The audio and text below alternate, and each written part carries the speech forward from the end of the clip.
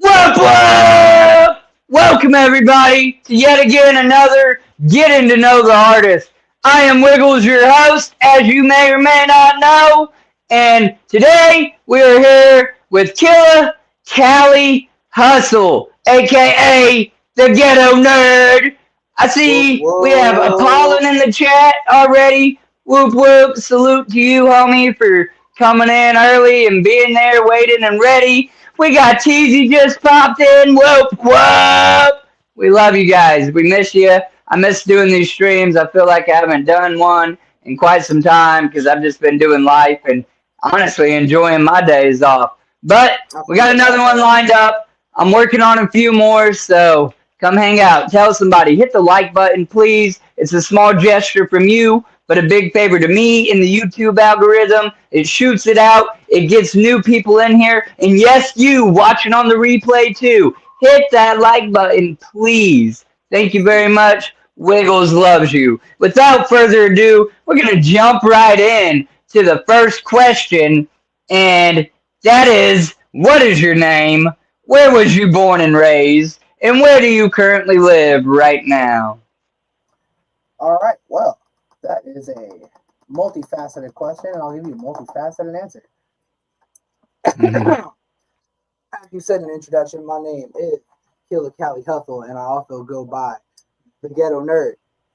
I was born in Fountain Valley, California, which is where my name originates from, in the golden year of 1993, where many amazing things in pop culture all have the same birthday and the same year birth as me.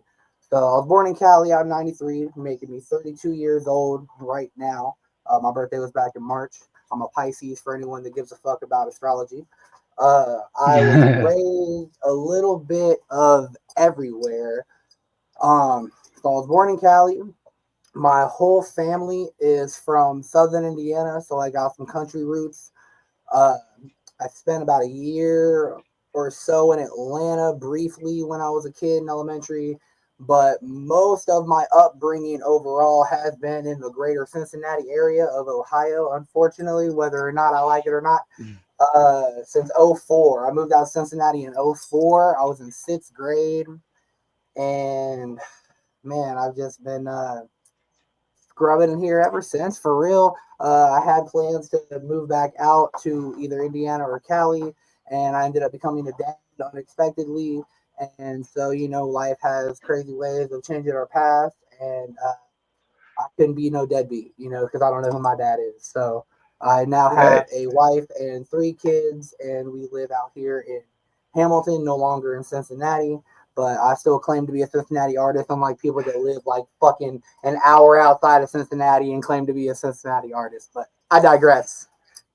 No, yeah, absolutely. No, that's solid. So you've been a little bit of here and there, and not necessarily just in one place your whole life. Yes, That's sir. Yes, cool. sir.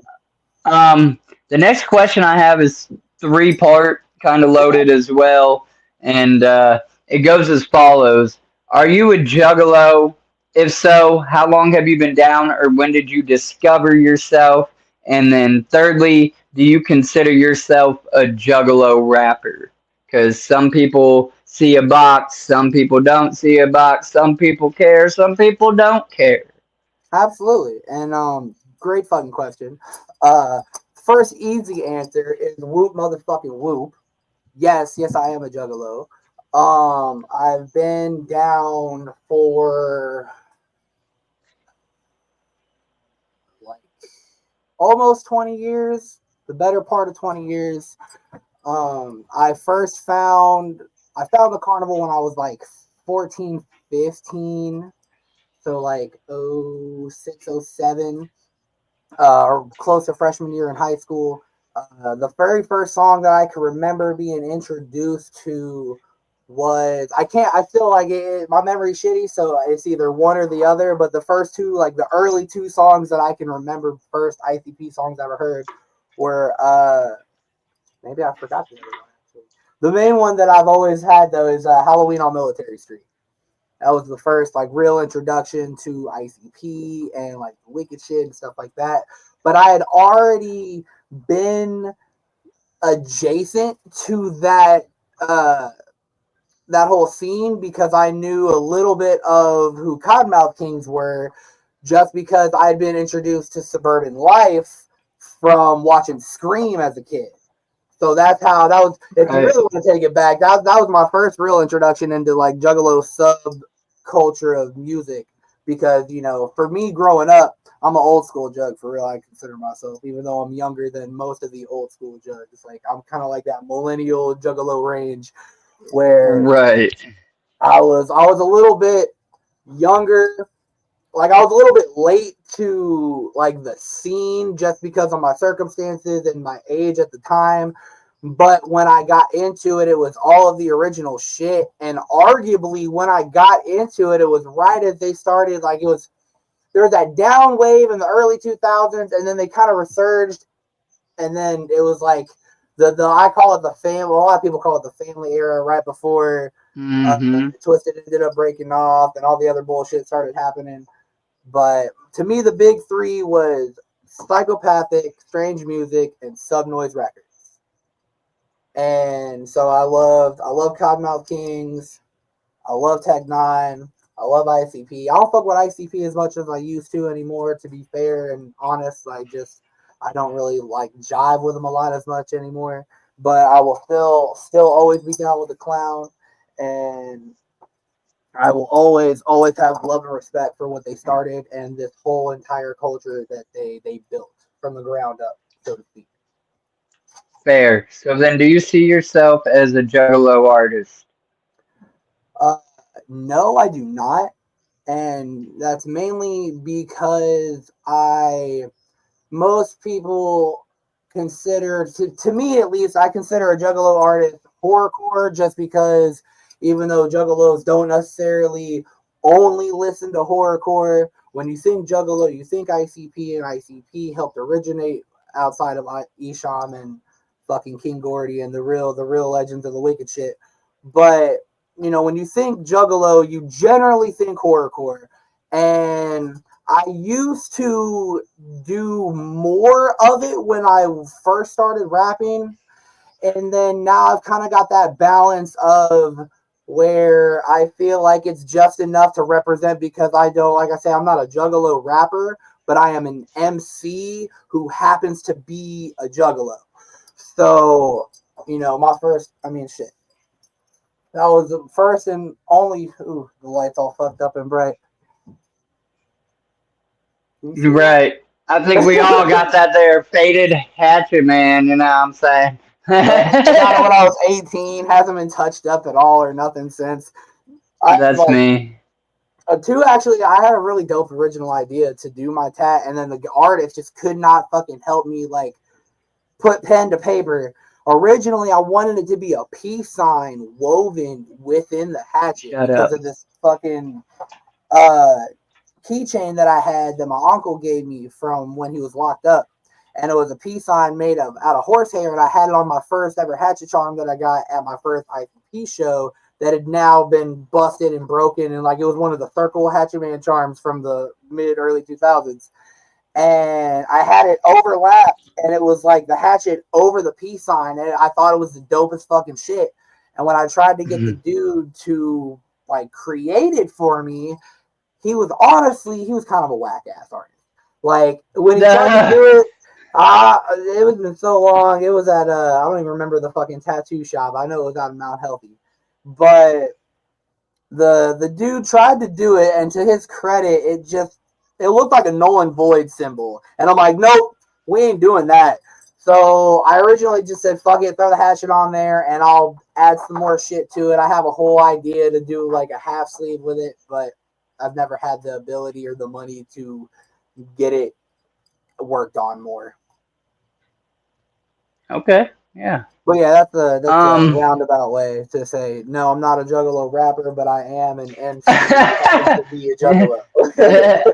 Absolutely. No, I get it. And that's what I mean. Some people just don't want to be I don't know, not condensed, but just narrowed Yeah, in like to one you said it really genre or good whatever. before. Nobody wants to be boxed in, and I feel like Tech kind of had an issue like that early on. That's why he like moved away from the gang shit and the face paint. He still reps, you know what I mean? But like a lot of people tried to box him in early on because he was a black guy and he had face paint and he was rapping wicked, but he still had all this other versatility and you know what I mean. So no one ever Absolutely. wants to be boxed in general.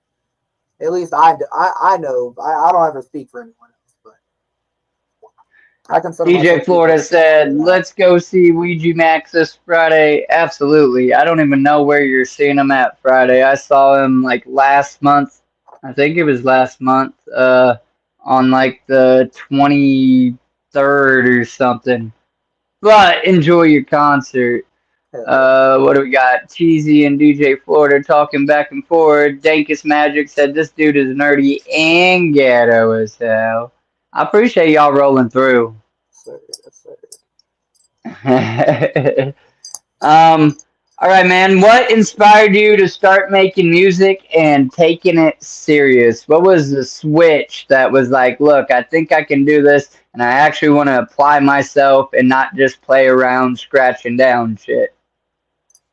Um, I'm gonna go to the first part first. So you said what kind of first inspired me to do music, and then because I was inspired to do music before I really took it seriously the way I see it and take myself seriously with the craft now. Like I've always been a really big music guy. Growing up, like my mom was a big like 80s rock hair band chick. So like I got a lot of rock Hmm. influence and country influence from her, like some old school like Brad Paisley or some Def Leppard or AC/DC stuff like that. But then something I had other big homies that were hip hop heads, and then like with my just bouncing around everywhere, like something gravitated me toward that. I love Tupac. That was one of my biggest inspirations growing up. And that's kind of what got me into poetry originally when I like looked into his background and seeing that, he started as a poet in high school before he started rapping. And so I would say that's part of the big influence of me doing music initially. And then my very first show ever, I believe it was in 2014. God damn, I can't believe it's been that long. That was the first time that I had that click moment where I, in my mind, said, I don't care what the fuck I have to do. I want to be able to do this for the rest of my life. And it was my very first show out in Milford, Ohio, at a place that unfortunately is closed down now called Boca Billiards. And it was with a bunch of dudes. A bunch of them don't even rap anymore.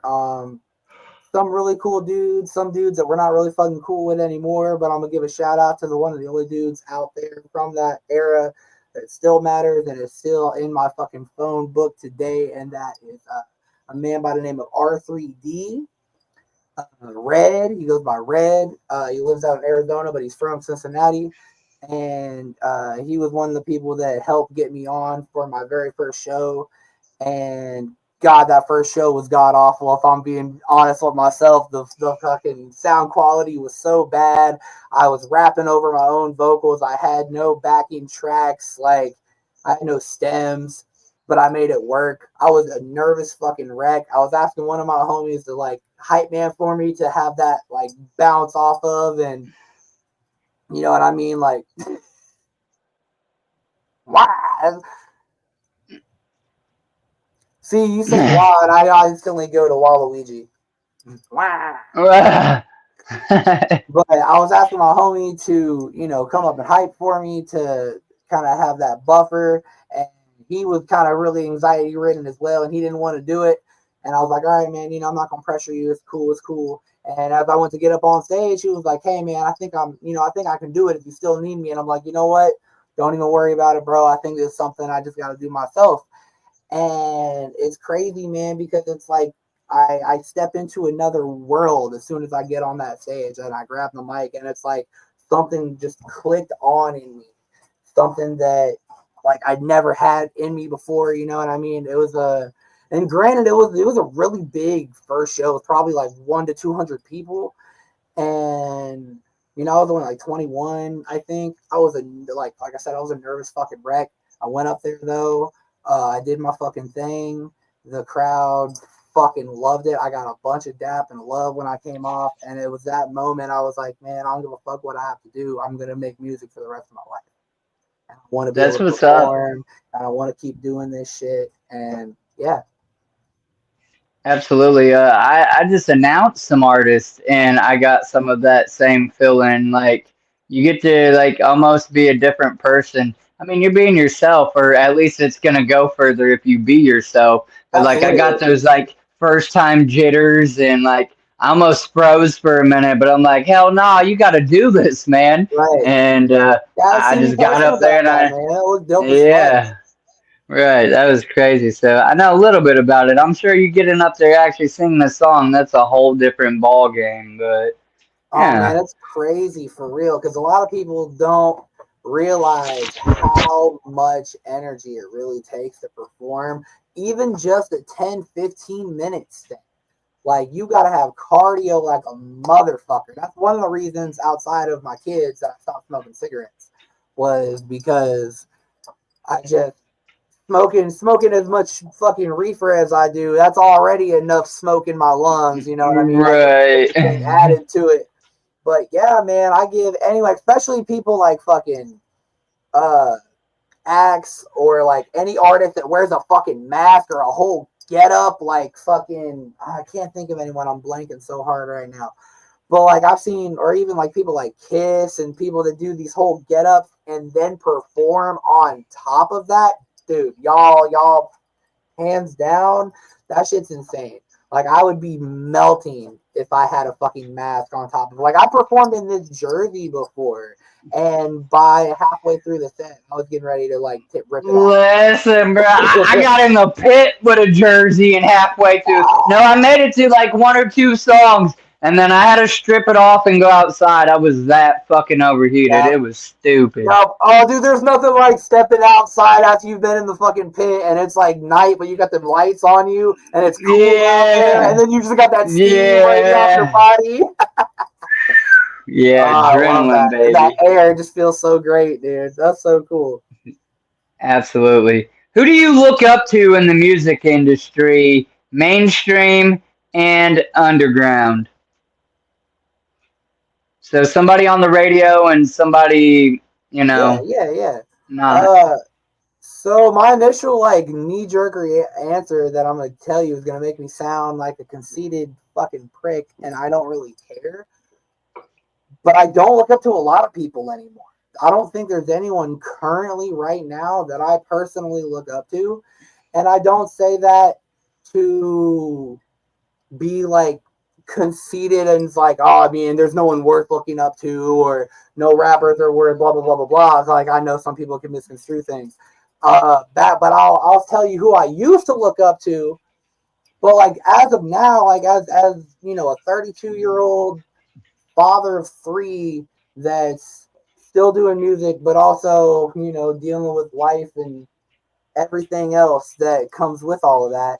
I don't think Well, there's not many I gotta people give that, Flash Cat a shout oh, out. I'm sorry, I don't mean to cut you off. you're good, We're no getting some worries. people in here. 5 people hanging out. I fucking love you guys. Thank you. I'm sorry I Well, haven't been fucking live you. like I normally am. We appreciate y'all coming Let's go through. ahead and We share that appreciate real y'all quick. hitting that like button, sharing it out, getting some more motherfuckers in here, spreading the love. Tell somebody you love them. Whoop whoop. Okay, my Whoa, bad. Keep going. whoa. No worries, fam. No, I love it. I love the energy. Hold on. I was actually just hopping on my YouTube real quick and sharing it so I can try to see if any of my homies are on and have nothing else to do. Pop in, get some more heads in here. Oh Yeah. yeah. I totally lost my train of thought now. Fuck, my bad. Normally, I shared it on my Instagram, my Twitter, and my Facebook, and obviously in Facebook groups. Normally, I share it in some of the Discords, but I forgot to share it in that. I didn't. Oh shit! Hey, I can do that right now for you. I got you. I got the chord shortcut. Hold up. I haven't been active in the chord lately. I've been so Collins fucking that I busy. posted. That homie, he comes in Good look. clutch. He's Much he's fucking he's like love. my secondary widget. I got the homie Donald Brown, Wicked Widget. I love him. Dude's just trying to take care of himself, get a job, so I ain't mad at him for not being here. Yeah, I But feel that. next to Big dude, Widget, nah, for now I've sure. started to see Apollon hanging out the most. That dude's always in here in clutch, at least for a little bit of a live stream. So extra Hell yeah. special shout out to Apollon. Crows up. Fucking love you, homie. Much love, you guys. I try to pop in when I can. Like I said, man, I'm fucking working my ass off lately. It's been hot as fuck. I do Dude, landscaping for a living. life So has I've been been, just whew, lifing across the board for no, you ain't everybody. wrong, bro. You So, ain't wrong. This shit's wild. This shit's wild. But nah. So I will say though, some artists that I look up to. Most of the artists that I looked up to, honestly, are dead now, bro. Like that's what kills me. I looked up to Pac a lot.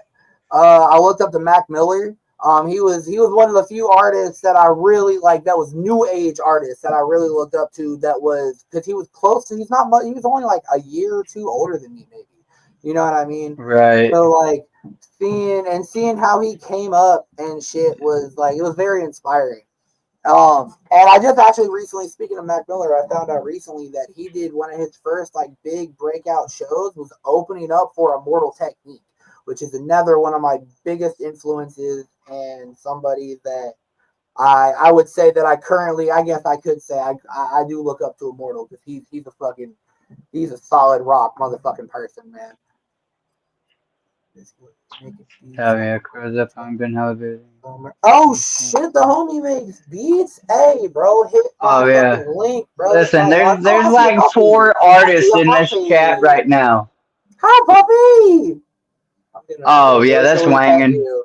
Sorry, I'm ADHD as fuck. So, and I love No, fucking dogs. no, you're good. We got 3 of them. I'm a sucker for puppies, man. I love the puppies. I'm about ready to have a Absolutely. dog again. Um. Okay, so let's move on to another question then. Are there any current projects in the works or what's next? Any new albums, features, tours, EP, one-off shows, merch, new merch drop, anything at all? Okay. Actually, a handful of things. So there's been some stuff that I've had in the works for a while. And life has been taking a bunch of curveballs lately.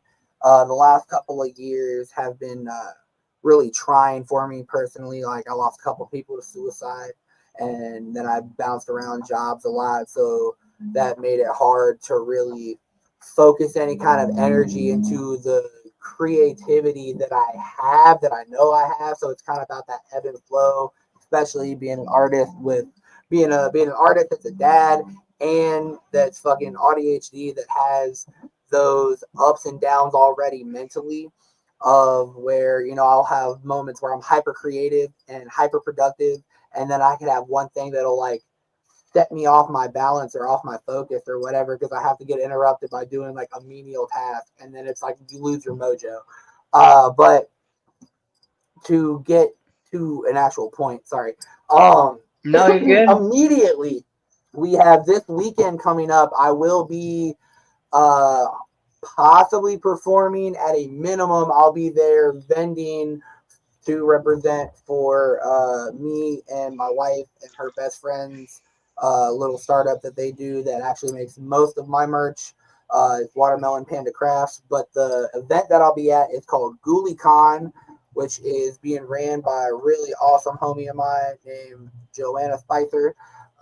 It is a convention for horror-based creators that are just like fucking super obsessed with horror movies and shit like that. And I was at their first one last year. I was kind of their MC, master of spooks, so to speak. I kind of hosted it and I performed both days, opening up at it.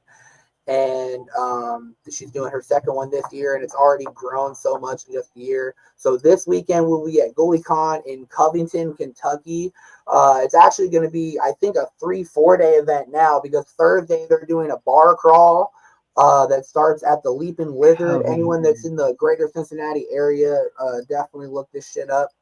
But it's right over in Covington, and they're doing a bar crawl. Covington, is that closer to Cincinnati? Like, do you know where Dayton is? Yeah. I'm like 40 minutes from Dayton. I'm So then closer how to far is Dayton Covington from Dayton? from Dayton, probably an hour, maybe an hour and a half, give or take. Because from And me, Covington is probably about 50 minutes if I hop straight on the E-way. you said this event's when? This weekend.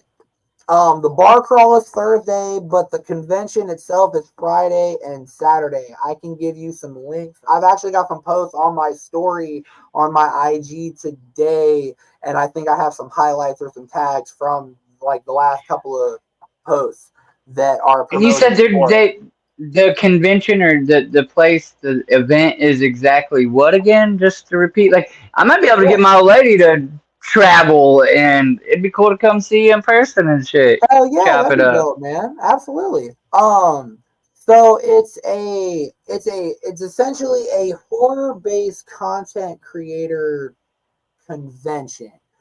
The I person that fuck with started it. it, I know it's a mouthful. So the chick that started it does a podcast called Iced Coffee with Heavy Screams, where she essentially just talks about like her favorite horror movies and breakdowns, and it's kind of a whole nother stage of like content creation, but within the horror movie category genre.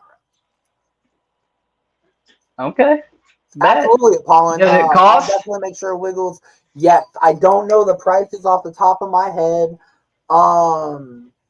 but I could get you links that will show you to their website and whatnot. It'll have all the info that you need. I'm really bad about on the Yeah, spot yeah. stuff, but I got Dude, you. any link that like that's why I asked you before the stream if you had like a link tree with anything or whatever. You gave me that one link and it's already in the description. Everybody, Yeah. you can go find whatever links he gave me for you to have already in the description of this video. And after it, we're gonna be sure that we have all and any merch and other socials or these people that you're mentioning. If you saw, if you think highly of them, let me get their link too and put in the video and Absolutely. yada yada Absolutely. whatever. So So on my link that I gave you is a hyperfollow link that at the very top are my main socials, I'm about and to then let as my you dogs scroll out in my hall. down, oh yeah, no worries. I'll go ahead and bullshit You for a can minute. keep talking. I'm listening.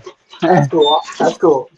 And as you scroll down from like the top of the page, you'll have all my main socials. As you scroll down, you'll have like one of my top videos or whatever that I'm most like trying to get people to see. And then I have other shortcut links to another artist out here that's the younger cat that I've done a little bit of work with that I used to actually work with at a warehouse. Super cool dude. His name goes by Speed Gang. And then I have a local arcade that I promote for that's called Arcade Legacy that I play pinball at every Thursday that is out here as well. I got a link to their website. So I always try to do my best outside of just promoting for myself. Yeah, that's my hyperlink. All my socials are at the top. But I also do my best at promoting my community and the shit that I'm passionate about as well. Like I love supporting local businesses always. Like Arcade Legacy is something that's near and dear to me that I've been going to since I was in high school, like maybe even middle school almost, probably high school. They used to be at a mall called Cincinnati Mills, or for the older people that have been out this way, it used to be called Forest Fair. I've done songs for everyone, so you can check out some of my work with others. Most definitely, fam. Yes, I'll have Wiggles link us up after the interview because I'm all about networking. I'm all about fucking promoting other artists that are dope as shit and getting into other ear holes. Apollon's dope, dude, for real. But yeah, so we got GhoulieCon coming up this weekend. That's the most immediate thing that I've got going. As far as projects go, like I said, I've had some life issues that have set me back, but the projects that I have that I am most immediately trying to get out, I'm doing a re-release of my initial album that is going to be have some extra new songs that I weren't able to release on the first draft, some better masters, handful of other little bonus features on it. So that'll be, I don't have a real schedule for that yet because I'm more trying to get this really big, big group mixtape project done that I have called the 90s Revival. And that's something that's been kind of a brainchild for me for a better part of a decade, if I'm being honest. I've only really just started putting the footwork on it the last like couple of years. Uh, so my idea for that is to take. So I have a mantra for it as well. For the 90s Revival is the title of the mixtape, and the mantra for where my brain is going into this is bridging generational gaps through hip hop from Gen X to Gen Z. Because me and my upbringing of, I feel like being a millennial and being at the like ripe, weird focal point age I am, I connect with a lot of people that are above me in generation, and I connect with a lot of people that are below me in generation. So I've got like, Right, that you know right what I mean? middle. Yeah, where it's like it's crazy because I feel like I can relate so much to people that are like 10 to 20 years older than me sometimes, and then I can really relate to people that are like 10, almost 15 years younger than me right now. Like it's Right. crazy. So, and I have a handful of artists that are within these ranges of generations, myself included, that are already down on the project. I got a couple of songs already in the works. I have 2 songs from it that are out. One of them should be on that link I gave you. The video should be, if it's not my first podcast video I did, the video should be Role Models, which is the Eminem remix of Role Models, which I did with that dude I told you about, Speed Gang. That's another local Right. artist out here. So that project is something that I want to try to get out ASAP. Uh, but it's going to be a little bit of effort, and because it's a labor of love, and I've got so much that I want to do. Definitely click on. Oh fuck yeah, hell yeah! I love like I'm dude. I love 70s vibe. I'm big into old school hippie rock. I love Jimi Hendrix, uh, all that shit. But yeah, so 90s Revival is something that I'm really trying to get out there. I got some artwork for it. Like I said, I got a couple of tracks done and out so people know what the vibe is. I've actually got a confirmed, it won't be a collab per se because they're too busy to do one right now, but they do have a song for me to put on the mixtape to feature, and that will be the Michigan Misfits. So shout out to them because they're fucking mad dope. Super super fucking dope. The track that they sent me is a really really like niche 90s banger, so it perfectly fits in the mixtape, and I can't wait for all that to come together. But I'm not sure I know who they are, but I'll have to check them out. definitely check them out, man. They're more on the rise. I'm not sure how big they are per se, like because that's kind of relative in my opinion. It's very subjective. Like what's big to me Right. could be small to you, and vice versa. But they're definitely dope. I believe it's a duo group out of Michigan, obviously. If the name didn't give it away. Uh, I'm trying to. I just seen them posting about shows recently, and I can't remember where. But definitely check them out. Michigan Misfits, super dope cats. They will be on the 90s Revival. I've got a handful of other really dope ass artists. Some juggalo, some non. Because like I said, I'm all up in there. But more immediately, music wise, I do have a single that I'm getting cover art worked on now, and I will be putting out here in the next couple months or maybe month or so. Just depends on how quick that cover art comes back. But it is called Originals. It was briefly out for that contest that I put it on, and when that contest ended up going the way it went, I ended up taking it off because I didn't initially want to have that song out there outside of just using it for that. So once I get legit artwork for it and stuff, it will go out to my Bandcamp first for people to hear, and then I will put it on all platforms right after that. But yeah, Fair. Um, okay, so you're doing some things. Y'all can go I'm catch him trying. in you can go catch him in Ohio, he said this weekend. He may not be singing, but you can go meet the man, say what's up, check out some horrorcore type shit, us jugs and even Absolutely. non jugs, There's some other. weirdos and oddities and curiosity type folk might enjoy Oh, the absolutely. horror. aspect of it. So you know what I'm. There's cosplay contest. There's they have a that's called the Hexcellence Award Show. I'm actually really intrigued by that because I don't have a lot of information on what that entails yet. But it's super dope. All types of, like you said, weirdos, oddities, curiosities, all that vibe. There's some other local vendors there that do really dope, different artwork and different custom merch. Like there's one chick that does like goth Crocs that are super metal as fuck. They're like metal ass Crocs. That's dope. Yeah, it's super dope. It's very like locally driven. There's some other artists that are going to be there as well that do horror costuming. So they work at haunted houses, but they also rap and like rock hard as fuck. They're called, if I forgive me, Yurdy, if I fucked up your guys' name, I do believe they're called the Rebels. Is the band. But it's my homie Yurdy G. They will be at GhoulieCon as well. They will be performing for sure. First day, and they'll be dressed up, and it's gonna be dope ass fucking time. Hell yeah, sounds dope. What is your favorite song that you have made so far that means something to you? Ooh, that's a really good one. Yeah. Let me let that one marinate for a second. That's a good ass fucking question. Um, I think And I don't have. confuse it with. I'm gonna add to that to let you think a little bit. A Okay, song that means something to you, regardless of if it's your most popular. I just want to know a song that absolutely. means something to you, and then separately from that, not to confuse. What is a song that you would recommend to somebody that has no idea who you are, and you're trying to get them hip to your music? Hmm, another great fucking question. Okay, so song that may not be my most popular or whatever, and I don't care, but it means a lot to is a song called Destined for Greatness.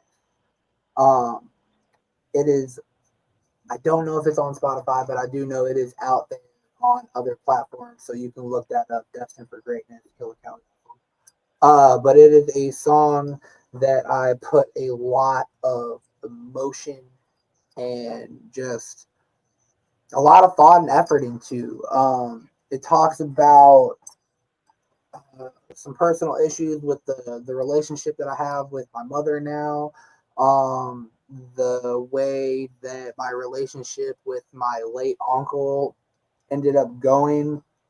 I talk about how me and him got into this stupid spat on Facebook about politics and shit, and I said some fairly shitty but albeit accurate things to him at the time, and it was one of the last things I said to him. And about a week or two later, he was driving home from his friend's house, and he hit a turn and went over a cliff and died. Damn it. So uh, I talk about that. It's a very like emotionally driven song, and it definitely means a lot to me. It felt really good to get out. Like even going back, and it's one of the songs that like going back and listening to, I'll even like sometimes make myself tear up type of shit Well, because yeah. it's one of those. It's just one of those kind of songs. But Okay. definitely a song that means a lot, even if it's not anyone's favorite or any song that anyone's even ever heard from.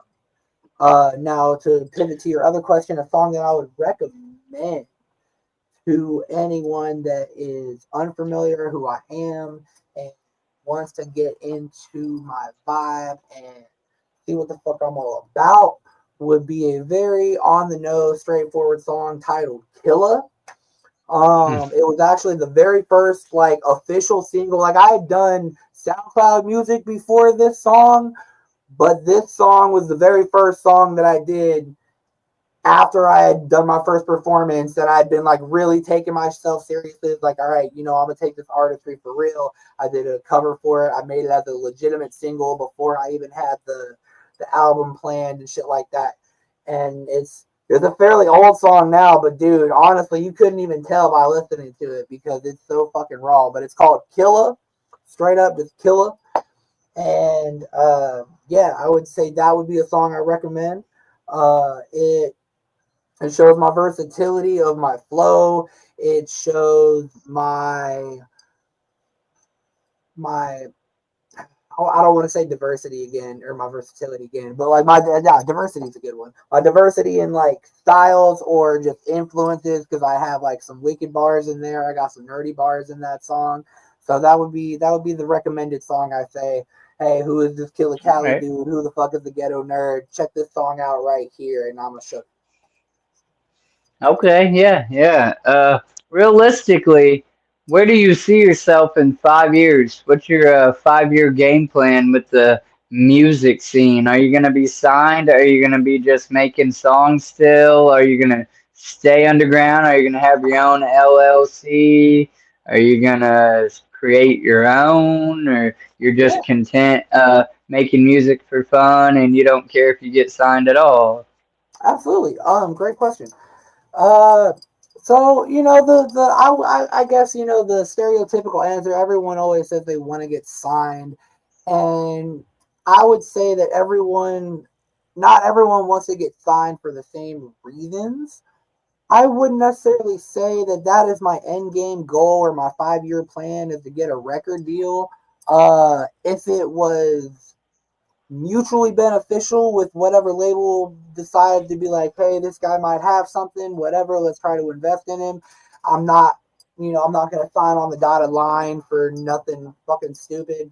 I know a little bit, I've seen enough artists that I fucked with and grew up listening to, like fucking shout out to Hobson and Funk Volume. We all saw how that went down.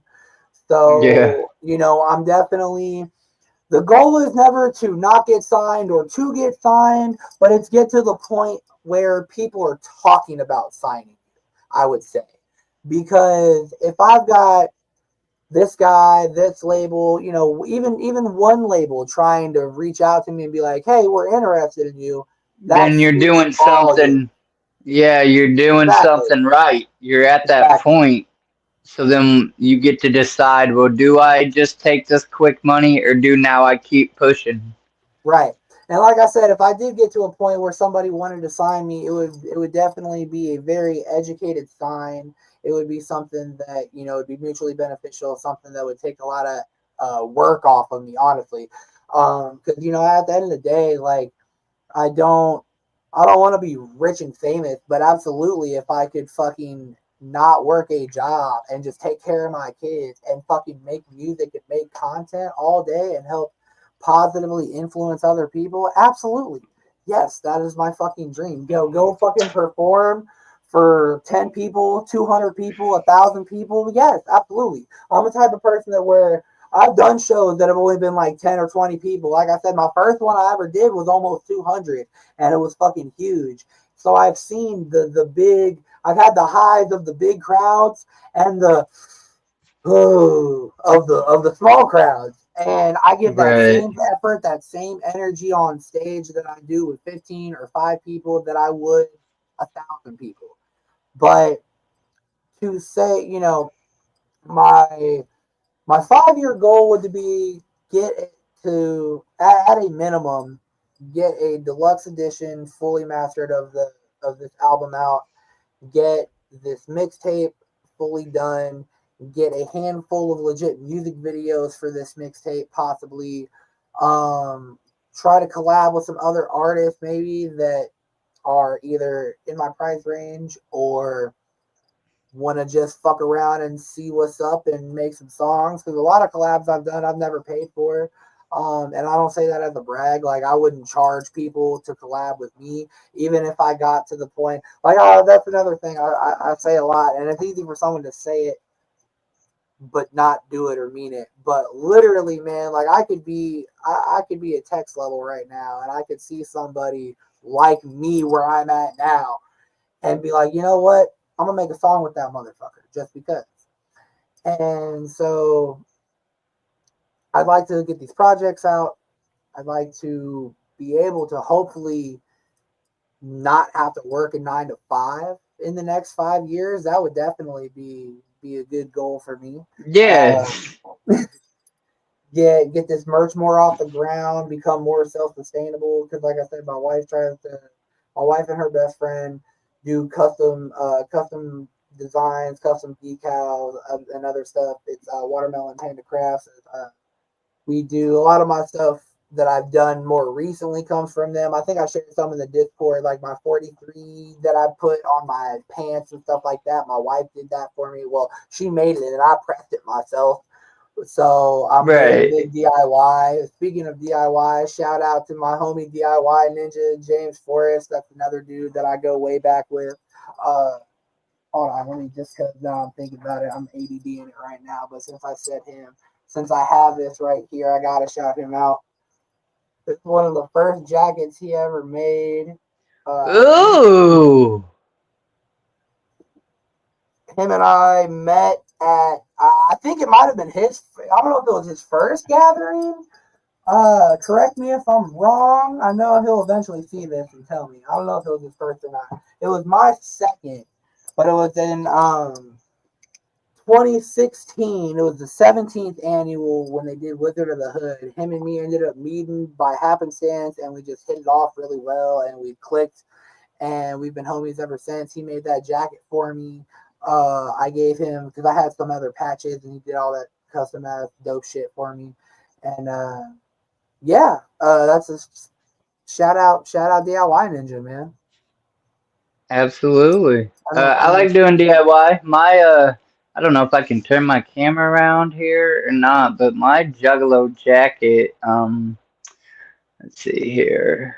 and Camera. absolutely, Apollon. I absolutely agree with you on that. The whole point, that's what people don't realize. The whole point of signing and getting on a label is for them to be doing shit for you.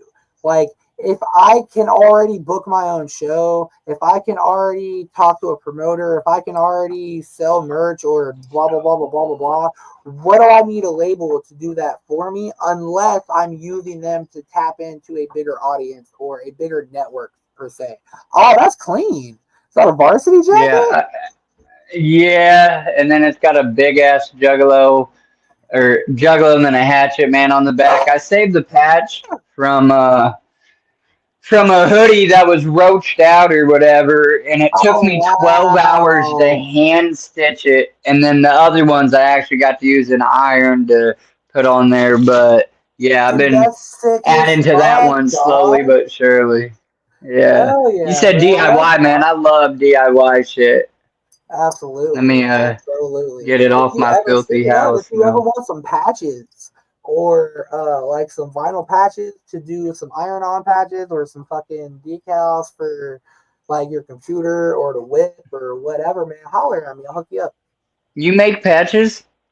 Not like traditional patches, they're vinyl patches, but they are iron-on permanent vinyl patches. I can't show you any examples like right this second, but I can send you some pictures stuff that we've done, and you'll see what I mean.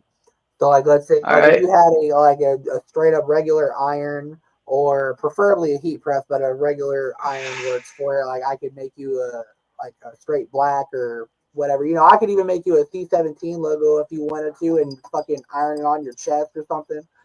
Yeah. I know Yeah. you fuck with that. Definitely holler at me. We get it in, bro. I'm like you said, DIY, man. I'm all about fucking fucking the system.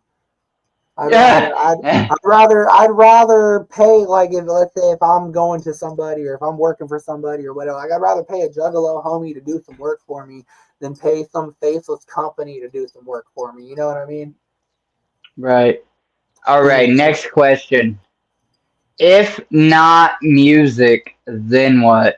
What do you think you'd be doing? Would you just be working a 9 to 5, or do you think you still would have ended up involved in music somehow? Hmm. Um. That's a good one.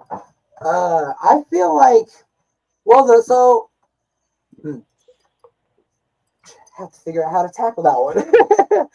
uh, Now that's cool. Take your so time. So yeah, I'm currently the job like the 9 to 5 job that I do have right now. Luckily, it's something that I've been able to been on and off do for better of a decade. I do landscaping, so it's something that I would fall back That on. ain't bad. Shit, No, you it's something that I outside? enjoy doing. Like outside of the god awful heat and the god awful cold, like I would take that over being under them fluorescent lights in the fucking warehouse any damn day because I did that way too damn long. But so Right, but like ain't that's that something that I seasonal, or do you do winter work with it too? Because I know no this we man, he do. be cutting them lines, y'all. He be doing some yards. Yeah, Perfect little buddy, you purty see me on line. that Snapchat, man. See me on the Snapchatter team. You see them fucking stripes, bro. But yeah, so we do seasonal work. I wasn't working for the company I'm with now last year. It was with another one that was fucking dicking me over. But so when we have snow, we do plow and sometimes we'll have shovel crews. But in the fall we do so we transition from mowing to more of the general landscaping or hardscaping in the down season. So like we'll do leaf removals, we'll do fall cleanups, redefine the edge of somebody's mulch bed, clean up their Right. fucking trip up their Gutter trees and stuff like cleans. that. Yeah, all that good type of Yeah. shit. And then when I first started doing it, there was no work in the winter for real, so I would just have to go on unemployment, which was really shitty. But luckily, I'm not in that type of state anymore. And God forbid if it ever did, I would just say fuck it and go get a side job or something. Go work at fucking, I don't know, Dollar General or fucking White Castle or It some shit works. if I had I'm to. about, I'm about to, I don't know, I might end up starting at this new factory myself after the gathering, but right now Oh my yeah. boss is doing her part to try to keep me, the new boss anyhow. And it sounds like she wants me to potentially become a manager, which is only like 13.46 an hour. That's not a whole lot. This factory I could start out at like $21 an hour or something like Right. that. And that's entry, bro. So What the fuck kind of manager makes 13 an hour, bro? That's trash. Where do you live out again? What it's state? it's Dollar Tree, bruh, Indiana. Indiana. Oh yeah, I forgot you do live in Indiana. That's because we had talked about that because my whole family's from out there. Where at in Indiana? Right. Do you know where Vincennes is? Yeah, I think that's about Knox an hour and a Valley. half, 2 hours from me. Okay, I I was gonna say think. yeah. That's my family's hometown. Like I got a lot of history out there. We're deeply connected to the First Indiana Presbyterian Church, and I got some I'm Cherokee in. roots I don't know out if there. you know of Connorsville. It's a little nowhere town. Literally, like I said, I'm on the border of Ohio. I can get to Ohio in Okay. 20 minutes. Oh, okay. Word. So you're on that little you're a rock throw type shit. I got you. Right, right. I'm an That's hour from cool. Indy. Okay, okay, cool. So yeah, Vincennes is about 90 minutes south of Indy, I would say, roughly. Okay, yeah. But yeah, Flash dude, Cat, that's I fucking appreciate you coming through wild. for a while. Have a good Much night. love. Appreciate Wiggles loves you. you. They said they're about to hop off or something, which is cool. They've been in here for quite a grip. We've been at it for almost an hour now, so I Man, appreciate yeah, that. it's getting up there for sure. Um, all right. Let's see here. Next question. Have you, so it's kind of two part. Have you played the Gathering of the Juggalos before? And or how many times have you attended the Gathering? Okay, so I've never officially played. I've done like open mic stuff and like just random cipher stuff, but Just I've playing, never like hanging officially out with played. homies. You never done none of the rap battles or even just like parking lot little parties or little, I So don't know. Some actually, so hold on. So um, much more interesting story outside of performing the gathering. But no, I've never. Unfortunately, I was never really able to really be in the parking lot parties, or I did the cipher contest in 2016, and I fucking bombed it. to be honest. Ah! Like, I don't. So to be fully fair, bro, I got caught off guard because right before I went up, so they had like an open mic thing the day before, or like an hour or two before the cipher that day, and they had a system fucked up where they weren't able to do. Like, they weren't able to play a fucking disc or something that I had, and I didn't have a flash, so I couldn't. I had a whole, like, open mic set that I was going to perform there, and because I wasn't able to do that set, I ended up doing a acapella well, not an acapella. It was an unrecorded version of Killa, actually, and I was saving verses of Killa to use for the cipher contest. So after I did the open mic thing, the cipher contest is coming up, and I'm getting ready. I'm listening to a couple of the beats that they have and whatever, and this random fucking let. Like, I don't even remember her name. It was just one of them random gathering things where you run into people, you talk, you hang out, and then you fucking maybe see them again, maybe Right, don't. blank. Bro, right before I went up to do my fucking cipher, this chick sucked my nipple. Like, I was signing her book or whatever because she was getting all the jugs and whatever to sign her book that she meets at the gathering and whatnot. I was doing my signature, and as I was doing that, she hit me with that, and I had never had my nipple sucked before, bro. And I was like, "What the fuck?" So I was all kinds of like, What just happened? yeah. I was thrown. I feel like that I was a strategic fucking attack that somebody did that they didn't want me to win the cipher that year, and they set me off. But mean, no, it so was a setup.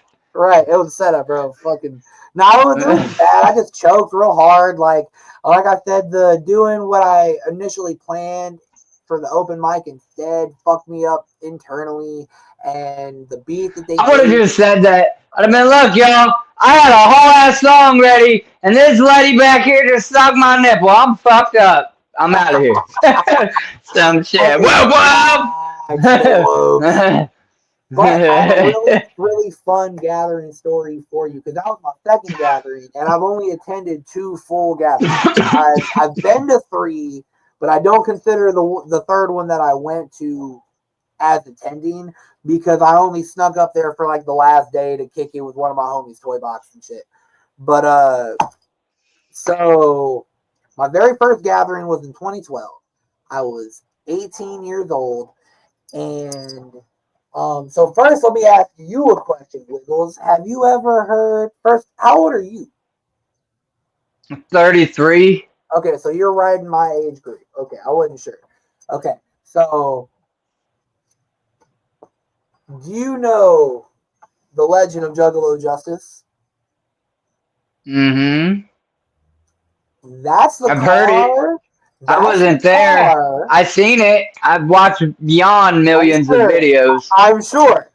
So that car is what took me to my very first gathering. Stop it! Your bro was stealing and fucking Right, oh up. my God. That wasn't my bro. So let me tell you the story, man. So Ugh. I was working at McDonald's at the time in fucking Waycross in Seven Hills out here by Mount Healthy, Ohio. Fucking I'd been planning for this fucking gathering for fucking months. You know what I mean? I was supposed to go the last year and I wasn't able to because of a family trip. Whoa. What's up, Complex? Mothra? Oh, Mothra. Okay. Gojira. But I was supposed to go the year before, wasn't able to go. And so I was like, dude, I'm 18. Was I 18 or was I 19? No, I was 19. Excuse me. Just fucking I was 19, you know what I mean? I was like, dude, I'm fucking going. I already had all the vacation at McDonald's, and last minute, because my bro that I went to high school with was supposed to go with me. We had been planning this. Last minute, we ended up not really having a ride. and his mom would not, like, I ended up last minute finding a ride because my friend that's now gone, Anna, actually fucking hit me up and was asking if I needed a ride, and we ended up fucking, just some random ninjas popped up and picked me up in Mount Healthy, took I me ain't over mad to at you. Kentucky, fucking convoyed with a big ass group of people. And if I wish I could go back and like make myself do more, because like my anxiety was so bad, I didn't even get out the car when we stopped to like get in the big convoy. And I didn't want to be in that car, honestly, bro. I had like just like I didn't have good feelings about it most of the time.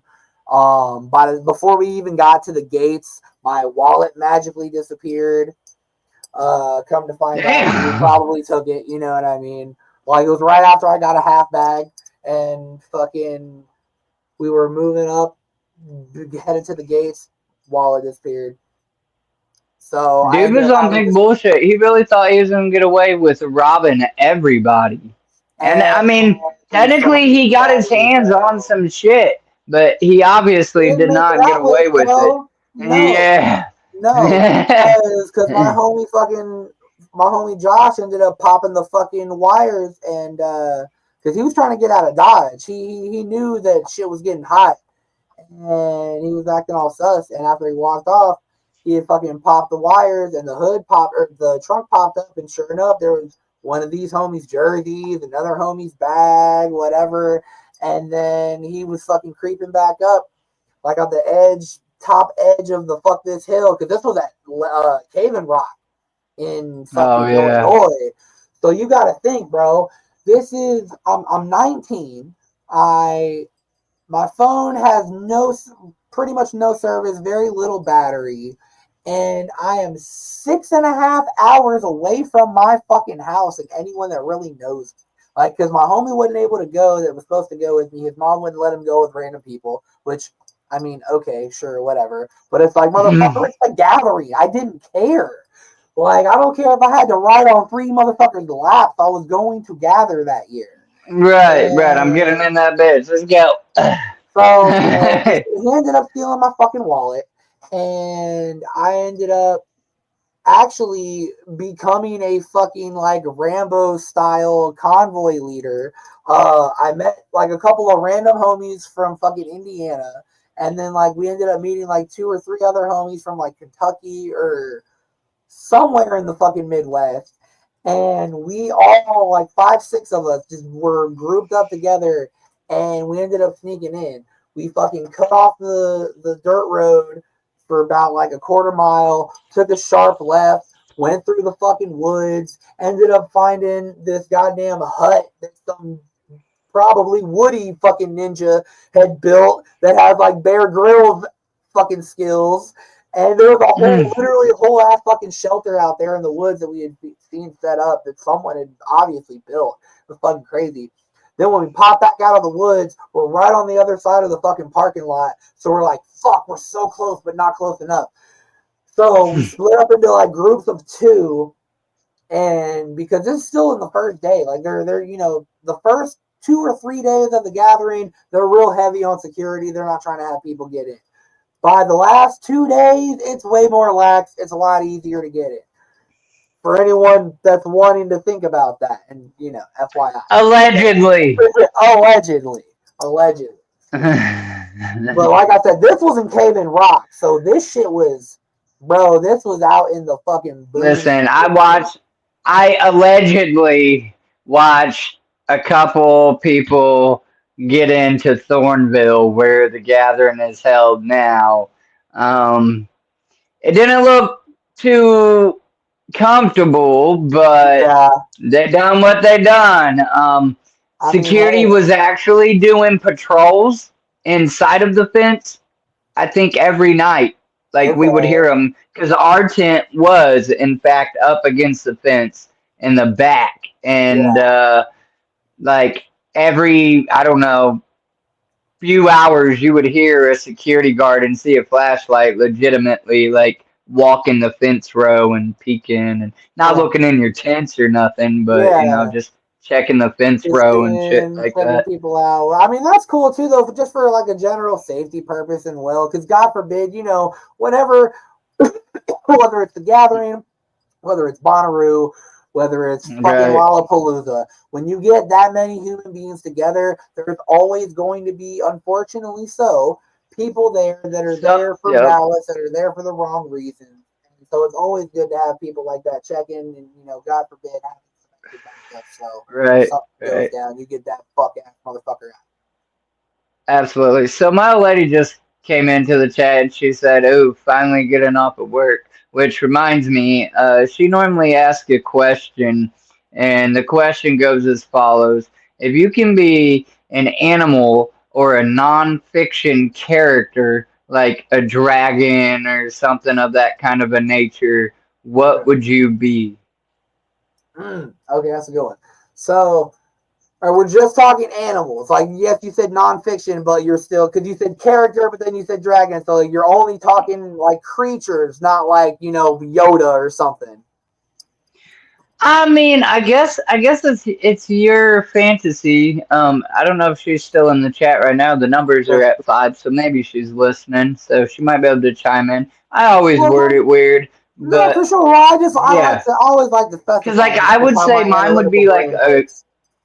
right. I'd be like a gargoyle or a freaking tiger or something. And she has actually made me into like a dog character and a tiger character. Oh, that's sick. She's Hell never yeah. done the gargoyle, or at least not yet. Could you imagine a little dope gargoyle with dreads? Just, Bro, that that'd be would be kind of wicked dope. as fuck. Not gonna lie. A little So, gremlin looking gargoyle that'd be fire. that's me. Hell yeah. But, See, gargoyles are dope. I've always loved Gothic architecture. Um, but I feel like there'd be the downside to being a gargoyle because you would never get to see the light.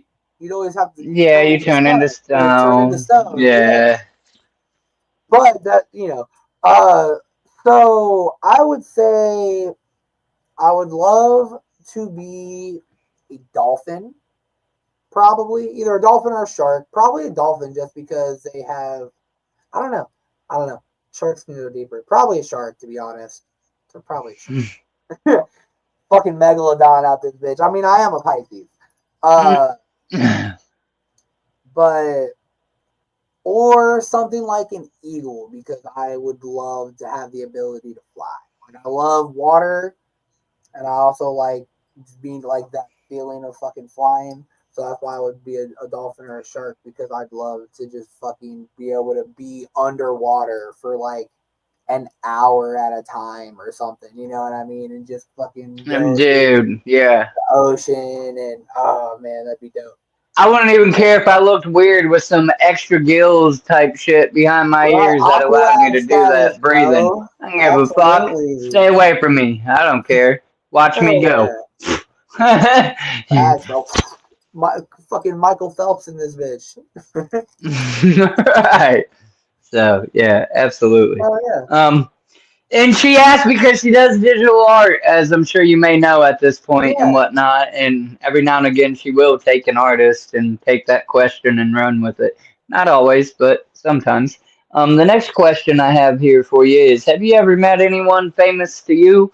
Now, I've met a bunch of artists being in the underground scene and doing what I do and whatever, being a jug, going to the gathering. You can just run into Yeah. some artists and stuff like that. Oh, But absolutely. I answered this question with I have met Polly Shore. So that is somebody famous to me. I grew up watching his movies, his stand up comedy, and Hell yeah. it Was he was at a really cool to gathering? finally meet Where'd him. you meet him at? No, he done a comedy skit here in a city called Richmond, Indiana. Oh, I know where Richmond's That at. was Hell like yeah. 5 years Dope. ago or something like that. That's super Yeah. cool. Hell yeah. So then I So reiterate, have you met someone famous to you? And it could be yeah. another artist or, or Actually, I something would like that. say, uh, yeah, a handful. I've met a handful of artists. Some artists I've met before they were big. Um, but then I can get into some of those. but the person that's like right here in my mind for that question is Ralphie May. I met Really? him. Stand-up Yes, comedian? yes, Ralphie May. Oh, He is bro. He is sick. I love rest him. in peace, rest in paradise, Ralphie, bro. Like, fucking Right.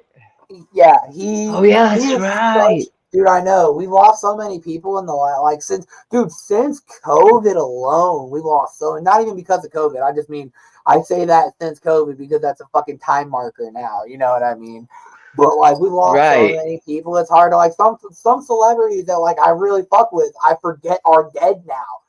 But oh, I think Ralphie might have even passed in 17. Hold on, let me look that up. What did he die But from? I'm about, you know what? We're about to pull it up real quick because we have fucking technology. When did Ralphie May I pass away? didn't. October 6th of 2017 at age 45, bro. Going Was it into because of his cardiac weight, arrest. or did he? He had been battling pneumonia for several weeks and as a result had canceled shows over the previous month. And Pneumonia. he went into cardiac arrest. I mean, Damn he it, was always a bro. big guy, and he was never shy about his Yeah. weight and his health. He did try to do better with it, I know, but I mean, that's tragic, bro. 45 is so fucking young, like Yeah. that's That's crazy. rough. He, But he yeah, was cool. man, He'd he was make. such a cool guy. I met him at my very first gathering, actually, the same Juggalo Justice gathering, like because we ended up getting in there. Brief sidebar. After being in on the first, like within the first 24 hours of being in and like I ended up linking up with this really cool dude named Michael Martino who lives out in Wisconsin. And he actually had a spare ticket because there was a homie that ended up doing him dirty that was supposed to have that ticket and ended up not coming with them. And pretty much after they met me playing Morton's List, mind you. And that's a deep cut for any old school jugs that know what. If you know what Morton's List is, you got some jug points for me, bro. Seriously. Do you know what that is? You said it's what? Morton's List. I,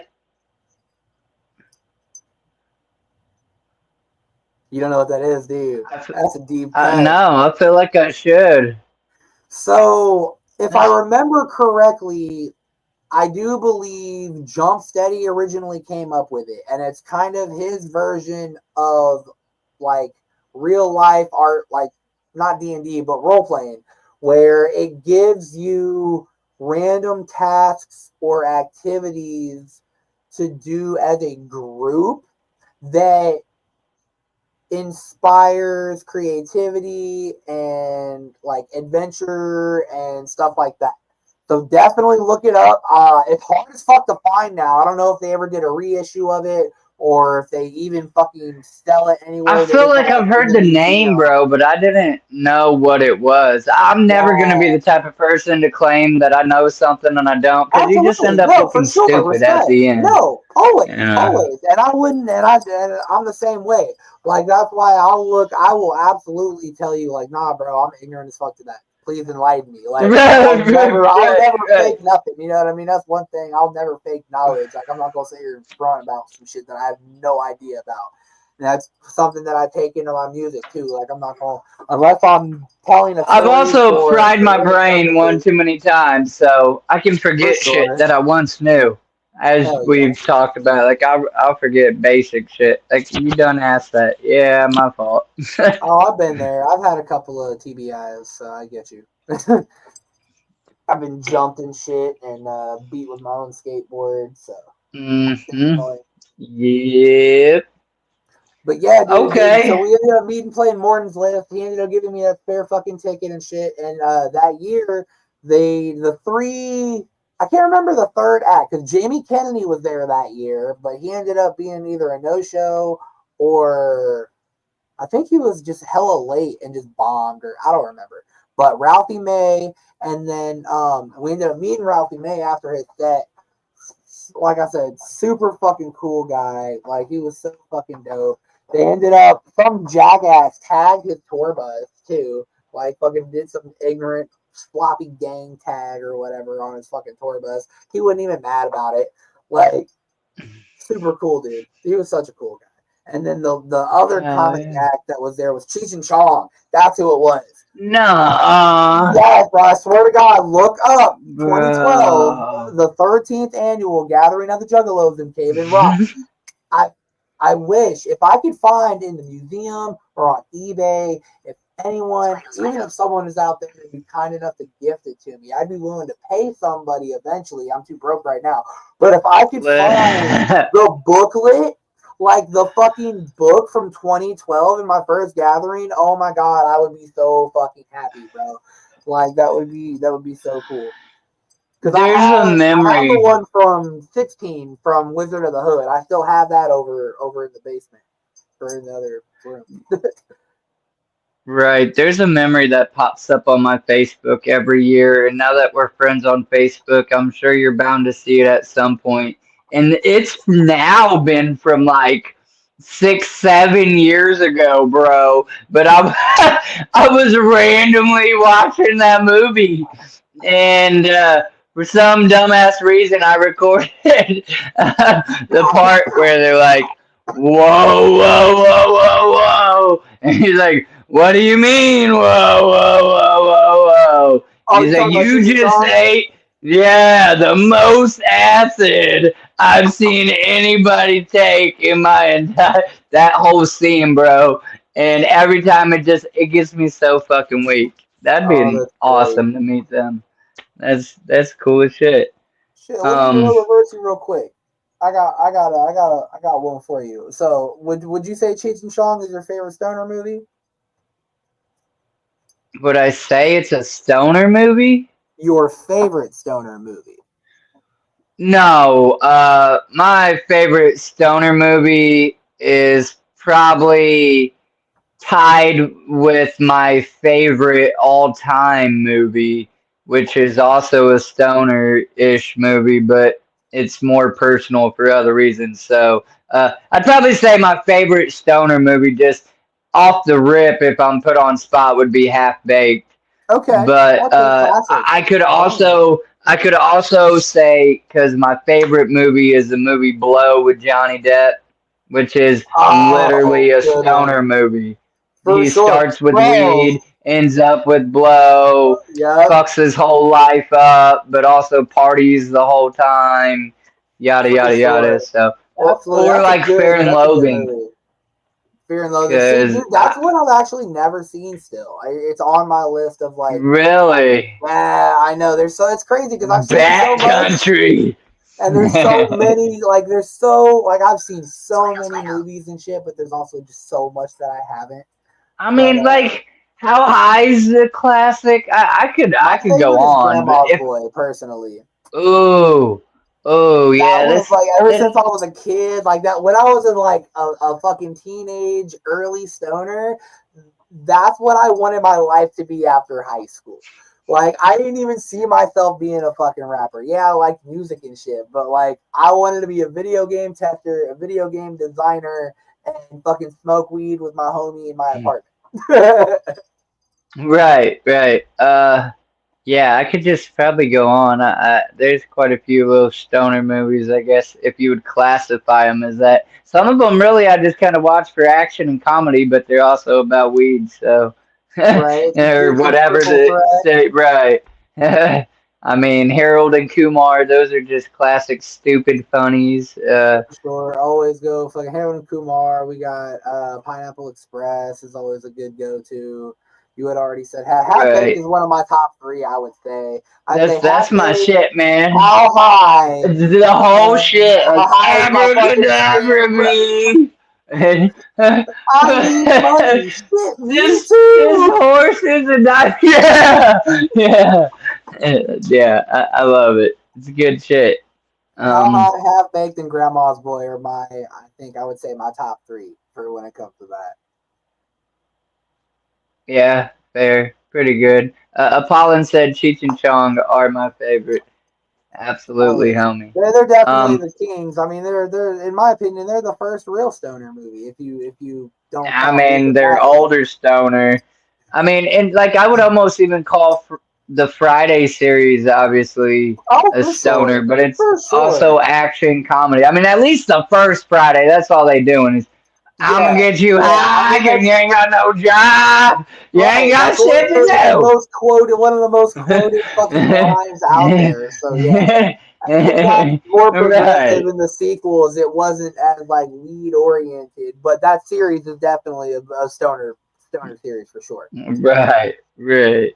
All right, man. What's your Man, favorite color? We'll just start there. What's your favorite color? blue, easy. All right, mine's red.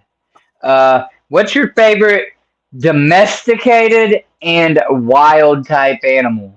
Oh, damn, we mixing it up here. Okay. Uh, domesticated. I mean, I guess dogs because I'm a big dog lover. I grew up. I had four dogs at one time when I was a kid, and I'm a sucker for a cute pup. But domesticated wild. I've always wanted to have a fucking domesticated fox. I think that would be super fucking cool. Foxes are You so just like fucking created adorable. your own question, and that is an awesome answer. Because the answer was not domesticated, or the question was not domesticated wild. Also, it was a Okay, domesticated and your favorite wild type. But your fair. favorite domesticated wild animal, dude, with the There you proper go. license, that's a real ass question. They're expensive as shit. I looked it up. They're like upwards of 10 grand to get the license and the training and just to own it. It could be even more than that now. It's crazy as fuck. But yeah. Um yeah. Yeah, sure. I would say favorite wild. I mean, if it's favorite wild animal, though, I'm a big shark guy. I've always loved sharks as a kid. Uh, Shark Okay, Week is always you the can have shit. your sharks. That's awesome though. Mine would be dogs. I have cats, but my cats have to be unique or different. We have bobtail cats, or it's got Yeah, to be like a minx or something really just weird or different. hell yeah. I And love then calico kitties.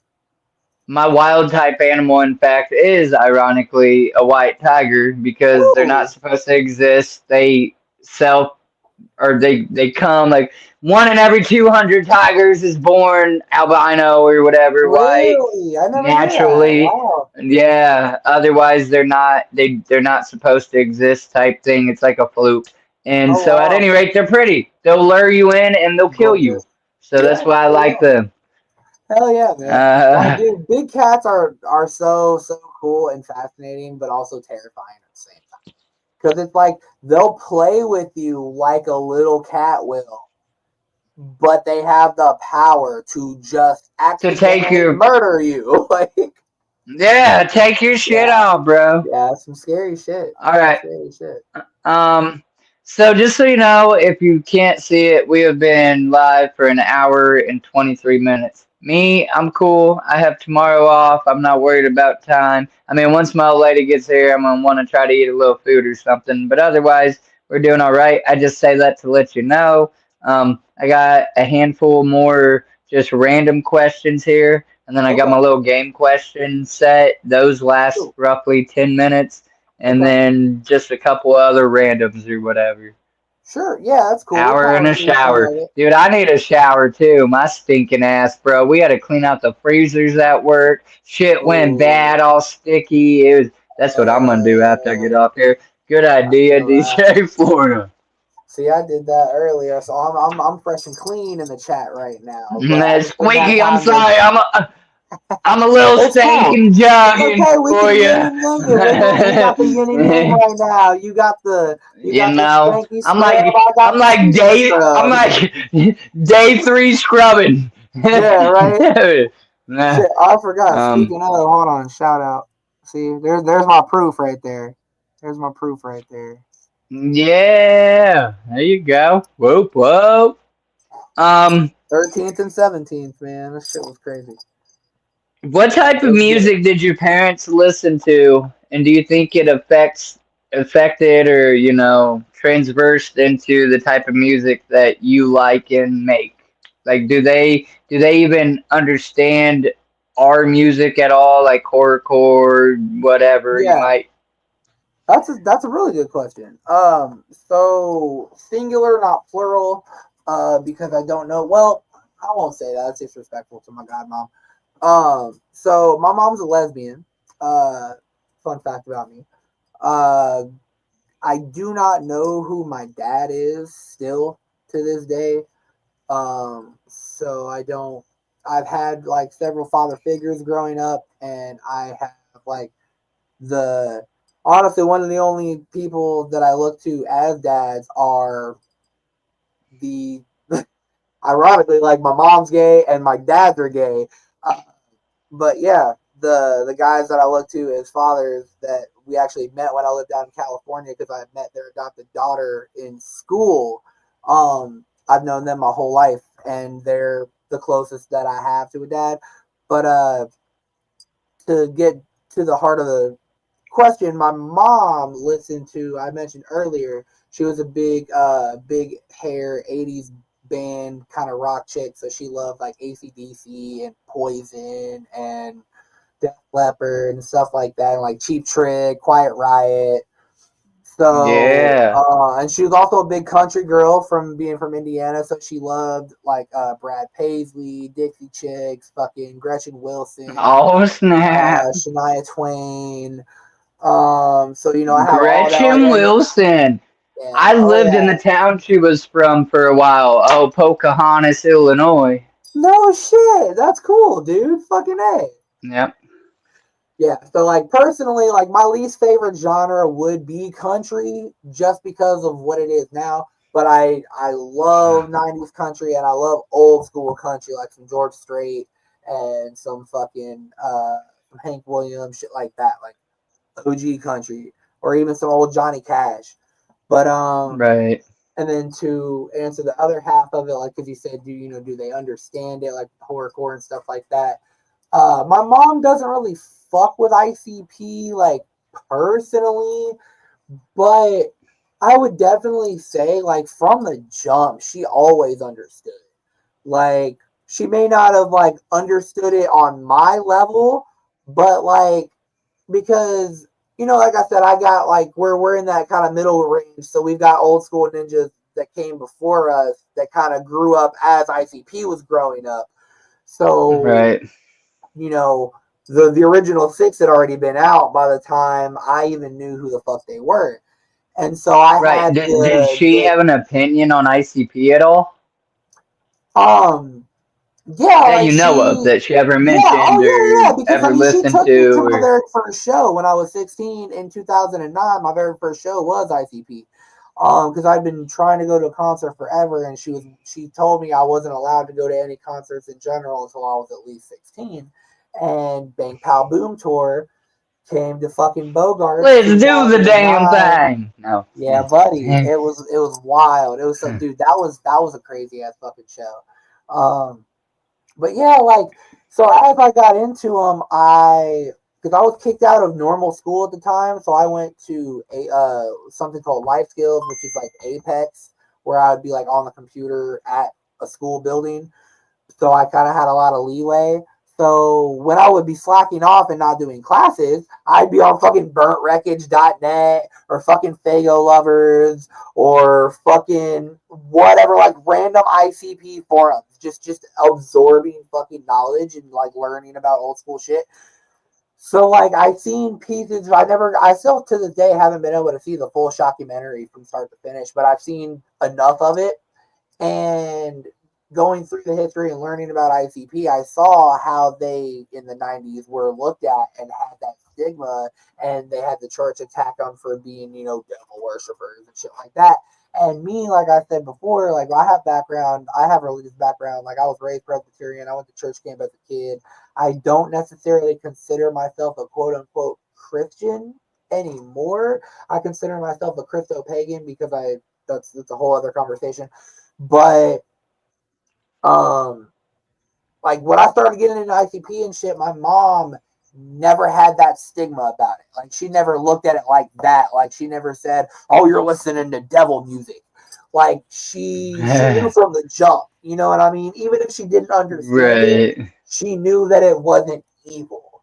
So yeah, but like it definitely has influenced like what I listen to, and I mean I'll still listen to old school rock. You know what I mean? Like fucking I love Woodstock rock a lot. Like I said before, like I love Jimi Hendrix. I love fucking I don't know if he was actually at Woodstock, but he could be in that category. Carlos Santana, fucking love Santana, one of my favorite guitarists. Um, but it definitely helped give me like that foundation, and I'll say you know, for all the flaws and issues that my mom and I's relationship has now, like growing up, she always gave me that room to just kind of be myself and experiment with different things, and to like, you know, she'd always be honest with me if she thought it was goofy or whatever, but she never like restricted me for the most part. As long as I was being safe and I wasn't doing like illegal shit, which I mean, I did do illegal shit, you know, spray paint, stuff like that. But like, I never got into super big ass trouble. So it's like, I was kind of a latchkey kid too, for real. Like being an only child and her working all the time. So I was able to get into more trouble per se. But yeah, she, you know, she understood it. She definitely understood it. Right on. I can't say I could catch her listening to fucking ICP on a random day, but I mean, there's definitely a couple of songs that she's really enjoyed. Okay. Um, let's see here. Do you think that your skill came natural, or did you have to learn and practice? Like some people, they say, are born with a given talent, and then obviously other people like want to do that same thing, and they practice and they learn, and they're equally competitive in that sport or whatever that thing may be. Do you think it came more natural, or it was more of a learning curve? So I'm gonna say, I'm gonna answer that on both ends because so absolutely I had to work to get to the point that I'm at now, but I will say I've always had a natural ability to speak. I've always kind of had that Do like it. It's not giving you will. the heart. I'm sorry. There it is. I've always kind of Swill's the had that man. gift of gab per se with words. Like I was always very descriptive. I was always a really big reader. So like, excuse me, when it came to having, I was always that fucking smart ass, too big of a vocabulary having ass kid that would like just give you big ass words. And I was always enthralled with that. So I would say like my lyrical abilities and my like my wording, I would say is my natural God given talent because that's something I've just developed over my experience, and like I have a really good way with words and I can tell stories.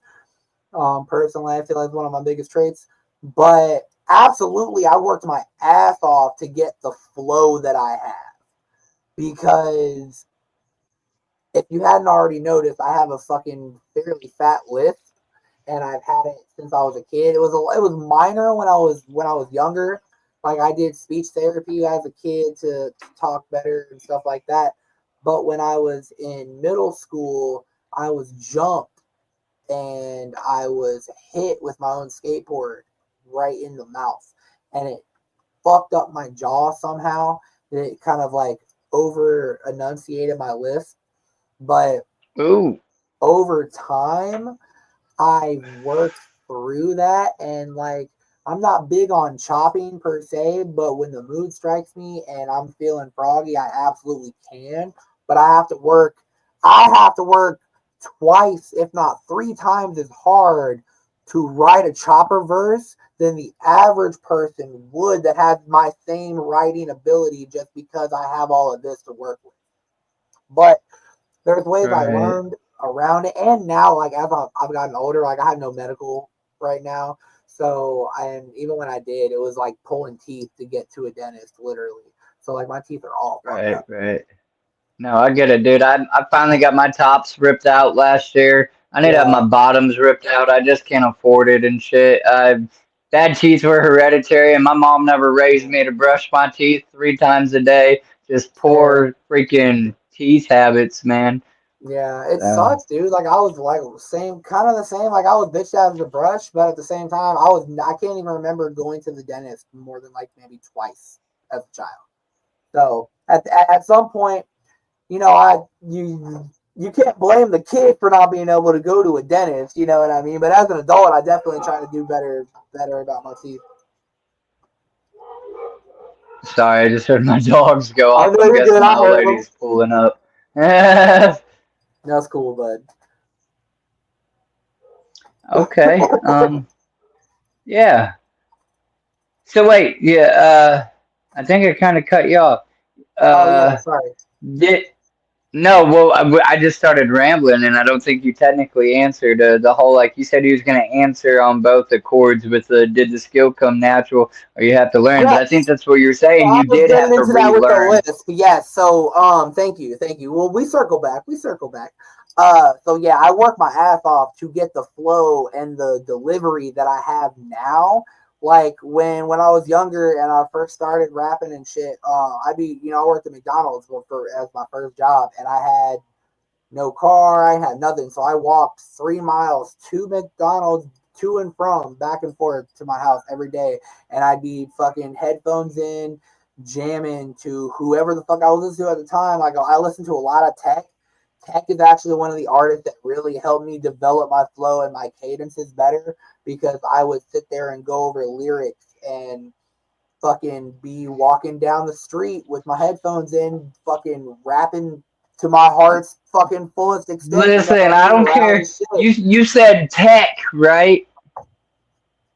Like Tech Nine? Yes, sir.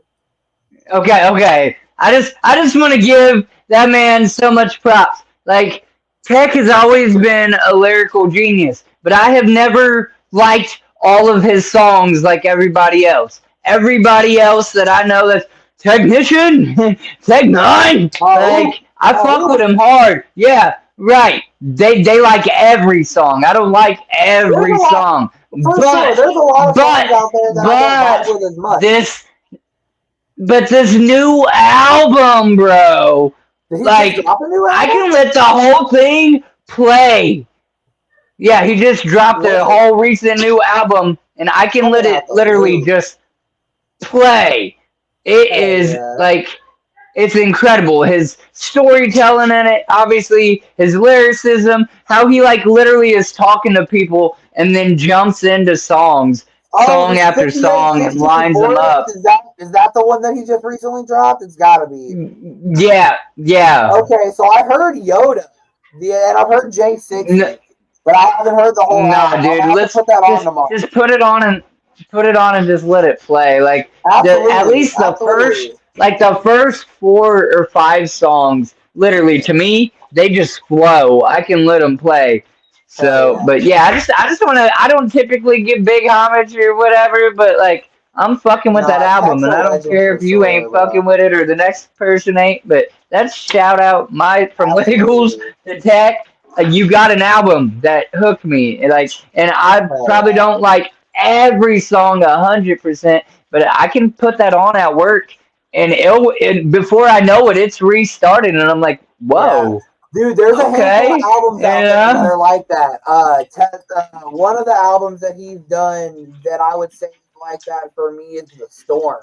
The Storm is a really good one. Like pretty much not a single skip Oh, on they that album. haven't. I mean, they've been outside. Sorry, I'm about to mute You're this good. mic for a second. No worries. But it is getting a little bit late. I don't want to cut us too short, but we will have to wrap up in the next, like, I'd say 15, 20 tops, just because I got to get up at like 5:30 in the morning. But I don't want to, I still want to be able to. finish what we're talking about. But yeah, Swill's Storm is edition. So, what did definitely a you do this weekend? Well, I watched Pencil Ninja Draw Skibbity Juggalo. Oh snap, that's crazy. Not a skibbity. Now you're sounding like these freaking new age I kids. I said don't one of my understand that fucking language, daughters Swill. fucking skibbity toilet. That's super not Right? What the shit? Just That's say whatever super not skibbity means. Sigma. There's a whole ass dictionary. You ain't gonna find skibbity in it. Boy. But yeah, I definitely had to work my ass off to get this flow, man. This shit didn't come fucking easy. I do different methods where I'd take a pencil and I'd like shove it to the back of my mouth and I would like clench down and I would rap through having the pencil in my mouth because it would train my jaw and it would train my tongue to do what it needed to do. So it would sound like to the average person, if you see me doing this, you'd be like, what the fuck is this special ed ass motherfucker over here doing? But like, dude, it's crazy because I could put it in, do the verse, sound about and then take it out and do that exact same verse and be just like clean with it. And it's a really good method. So that's a secret that I probably shouldn't have given out. But oh well, free game for anyone out there that wants to work on their precision and their fucking cadence and lyricism, especially when it comes to chopping. Fucking take a fresh pencil, take it to your back teeth, and rap with your teeth on the pencil. And then do it again without it, and you'll see a clear difference. That's crazy. Ninja with a pencil. It's not your pencil that he's putting in his mouth. Chill out. It's okay, homie. No, I'm just kidding. Uh, Oh, okay. I would like to applaud you for choosing to continue to make music after that or with that because obviously that's not no easy struggle to overcome and I don't think I'd want to continue even trying to attempt to make music or my shit I just maybe call it lazy or whatever but for I'm like sure. I I feel think it. I'm done with this shit Right. so that's definitely cool.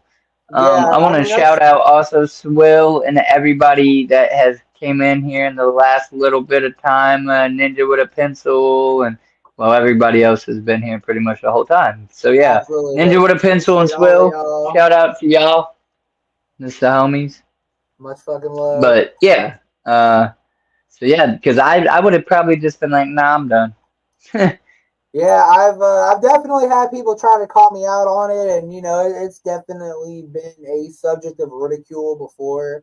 But you know what I mean. If this game is not for the thin of skin, to say the least. Yeah. You know what I mean? Especially back. I mean nowadays it's so fucking. I'd say so much more watered down. It's easier to be a rapper nowadays if anyone can just hop on and whatever. But like back in the day, it was even more hardcore because, especially being, you know, you had to actually fucking do some shit. You actually had to be about what you were saying. You couldn't just get on a fucking webcam and start rapping about killing people and, you know, blow up and go viral or whatever. Like it wouldn't and then not be tested. You know what I mean? Like motherfuckers would get on stage and rap about bullshit that they don't know anything about. That's how we get these fucking radio DJs that are perpetuating nonsense. But don't let me get on no rant. It's too late for that. Hey, no, yeah, I get it. All right. Before we jump into the game questions, Yes, I sir. got one more. It's kind of like a two-part question. I say every time I'm gonna reword it because saying it is like a tongue tie of whatever, but it works. It Okay. gets what I want y'all to answer out.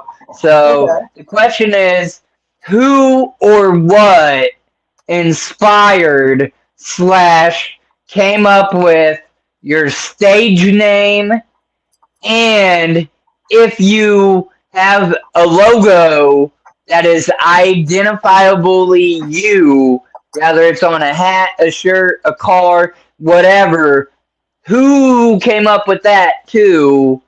Okay. And so, yeah, Yeah. who Okay. came up? So stage name. No, sorry. You're good.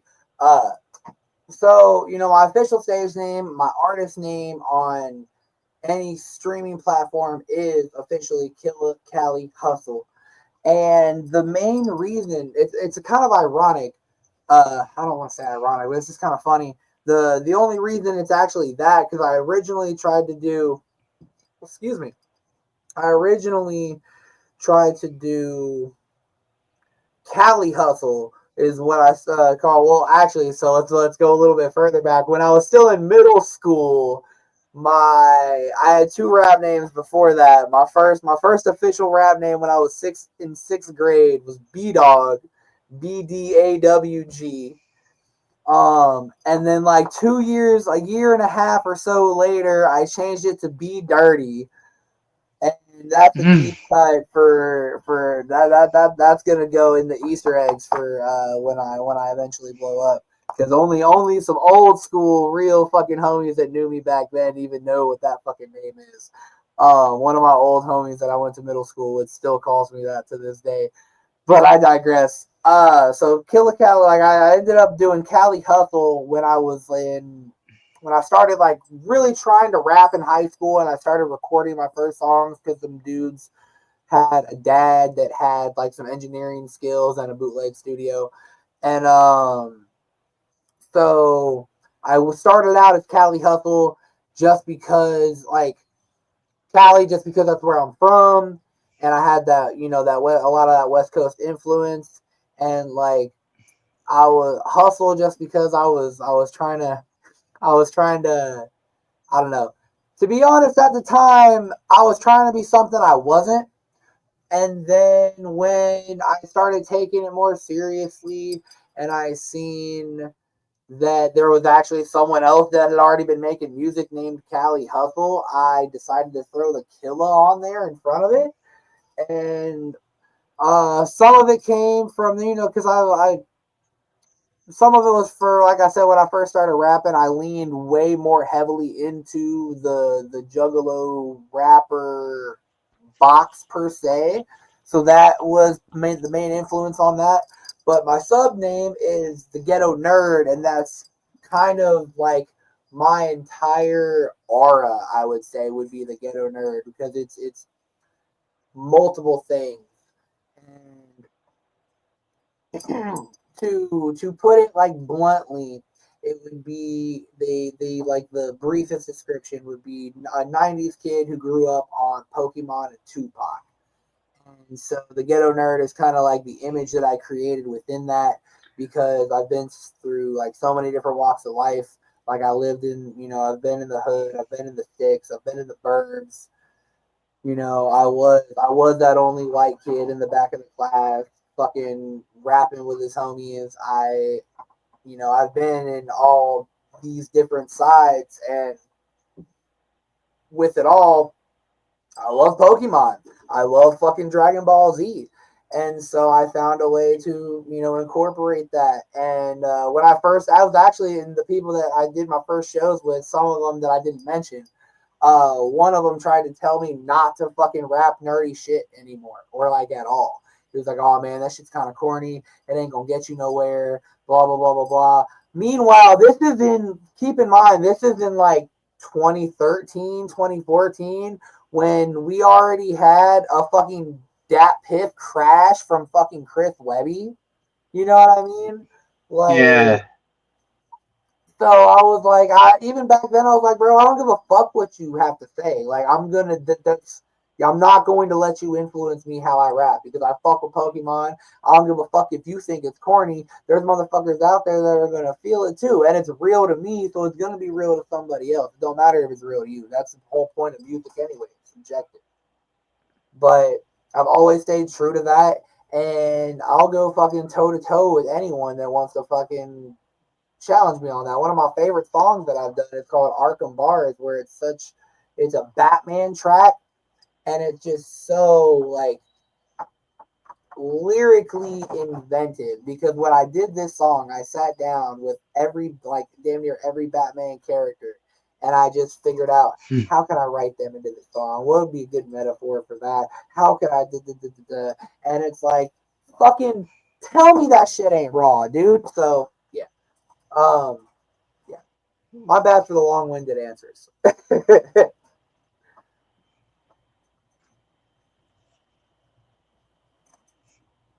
No, yeah, absolutely.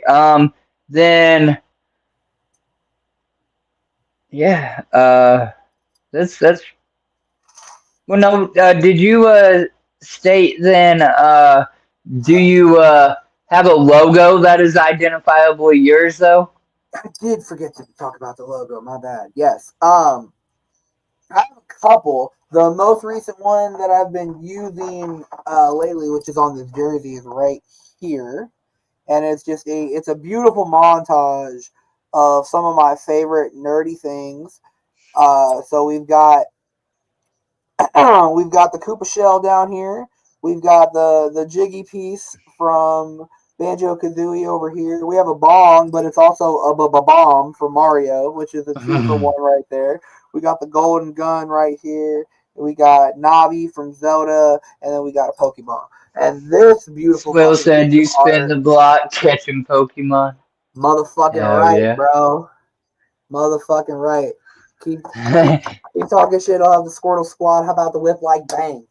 But so that this piece of art and a good handful of my more recent art has been made by this amazingly talented dude, also in Ohio. He goes by Mr. Gacy or Gacy's Carnival. Haven't spoke to him in a long time. I don't know if he's even on the internet right now.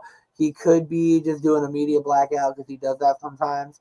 But if he ends up seeing this, I hope you're doing well, Gacy. Much fucking love. Shout out to you.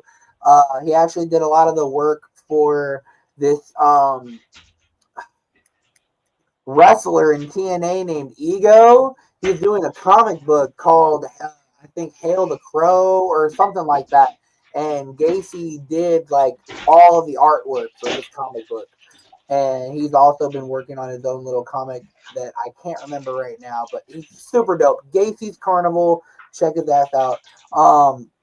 But my other most recognizable logo, which is the first logo that I actually came out with when I fucking created the ghetto nerd like image, is this right here, which is what I call the Hood Mario. That is the OG ghetto nerd right there, and that was done That's by. dope. Thank you, thank you. That's actually one of my business cards. That was done by a good friend of mine out in Nevada, by who's also an artist, who I don't know if he still makes music, but he went by the name of DMT. His real name is Dimitri. Super cool fucking cat. He made the Hood Mario, and he also made my original. This isn't my original. It's the Ohio branded design, but he made my original Squirtle Squad logo, which looks very similar to that. But this is one I did for the Ohio Squirtle Squad with the Ohio flag and shit like that. Actually, speaking of, I have one I have made for Indiana. I'll send it to you on Messenger after before I go to bed, because I've been doing variations of the Squirtle Squad logo for like different states and shit, just because I think it's really cool. And No when I make shit. it, I do two things down at the bottom to represent that state. So for Ohio, down at the bottom, I've got a Buckeye, and then I've got a Bengal for Cincinnati Bengals, and then for Indiana at the bottom, I did a Cardinal because even though the Cardinal is a lot of people's state bird, I signify with Indiana a lot. So I have a Cardinal, and Let me get you. go ahead. Sorry. Yes, I do have a No, treasure I was just gonna say. Yeah, I was chest. gonna say. Let me get you to pause for a minute. Swill.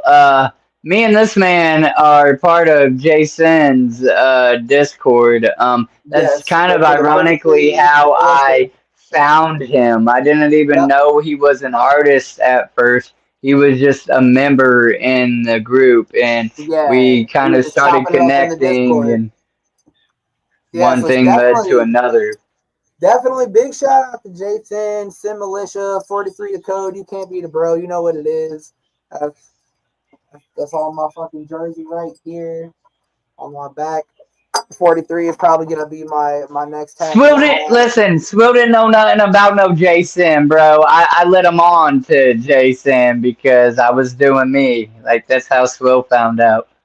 Hell yeah, bro. Absolutely. Yeah, I put a bunch yeah. of people onto it too, man. It's He's definitely a dope cat, man. He's got a lot of a lot of dope shit out there. He's been definitely working. Right. But yeah, man, that's So yeah, I where my didn't mean to name cut you comes off. from. That's my logo. No, you're good. You're good. I'm trying to get us Uh, nice wrapped up with a little bow so we can peace out and have a yeah, good yeah. rest of our evening and finish up whatever you still got and get a nice little little ender to it. Absolutely. Absolutely. So let's go on and just jump into these game questions real quick and Heck just yeah, knock brother. them out of the way, man. Let's And go. we'll get this wrapped up soon enough. I've kept you for almost 2 hours now. Goddamn, time Yeah. flies. Um, okay, so I'm just gonna ask you. I'm gonna list like one or the other, and you pick one or the other. I guess you can substitute an answer. Okay. Uh, the first one is Twix or Reese's. Reese's all day. Reese's all day. All right. Summer or winter? Summer. And I see. No, actually, excuse me. Fall. Fall. Fall. Even though we Fall. only Yeah, get no, one good I'm week with of you. it, fall all day. I love Yeah, summer because I'm a yeah. beach boy and I'm a Cali boy, but I hate the humidity. I hate the heat. I love winter for the snow, but I'm done with it after 2 days. I hate the cold. I can't do it. Yeah. I'm a fucking big fat pussy. I hate the cold. Give me that 68 and breezy 70, 68-degree fucking Hoodie cool weather. hoodie weather, baby. Yes. Hoodie Goon Squad. That's what I rep. Uh-huh. Yeah, Yeah, I'm yeah. with you. Fall is the All fall right. is the best. Day or night? Man, that's a good one. Because, like me, I'm not a morning person. I fucking hate mornings. Unless, like, I have to get up, I'm not getting up until at least 11 o'clock. But then I'll stay up until 3 a.m., 4 a.m., whatever. So I'm more of a night owl. True. See, it kind of depends. Like I fluctuate back and forth. Like I mean, I work day shift. You know what I mean? So I gotta get up in the morning early and stuff like that. So I'm already hardwired So for you're that. used to it. Yeah. But like, and with having kids, you don't really get to sleep in all the time. But I'm also still like I fucking the night is usually the only time that I really have time to myself for real because of work and kids and stuff. So you're kind of already a night owl because you kind of want to be, even if makes you more tired. Or like this is my time. Like I want to do stuff with my time. So I'm a little bit of both, honestly. Like I love mornings because I love getting up in the morning and making breakfast and making coffee and stuff like that. But I don't. But I like mornings on my time. You know what I mean? Like I like to get up Right. 8:30, 9 o'clock, roll out of bed, get breakfast done, and by 10 or something. Like I don't like waking up at 5:30 in the morning. That shit's whack. Yeah. Yeah. Absolutely. All right. Truck or car? Car, car, just because you generally can fit more people. But I mean, or no, fuck it, van. Because it's a truck and a car. if Listen, if there was an in between, it'd be an SUV. I couldn't do the Fair. van. I'm either hauling something or Well, I'm I say not. that because I have a van because I call it the mega Oh van. snap! Mini van dad rocking it. Soccer Oh, fucking dad. absolutely no, not Um. not not the soccer dad. I'm a judge dad. I'm a fucking uh. I'm bumping some Snoop Dogg and All right. NWA in the minivan. You're taking your sweetheart out on a date. Are you going for a movie night or roller skating? Movies, absolutely movies.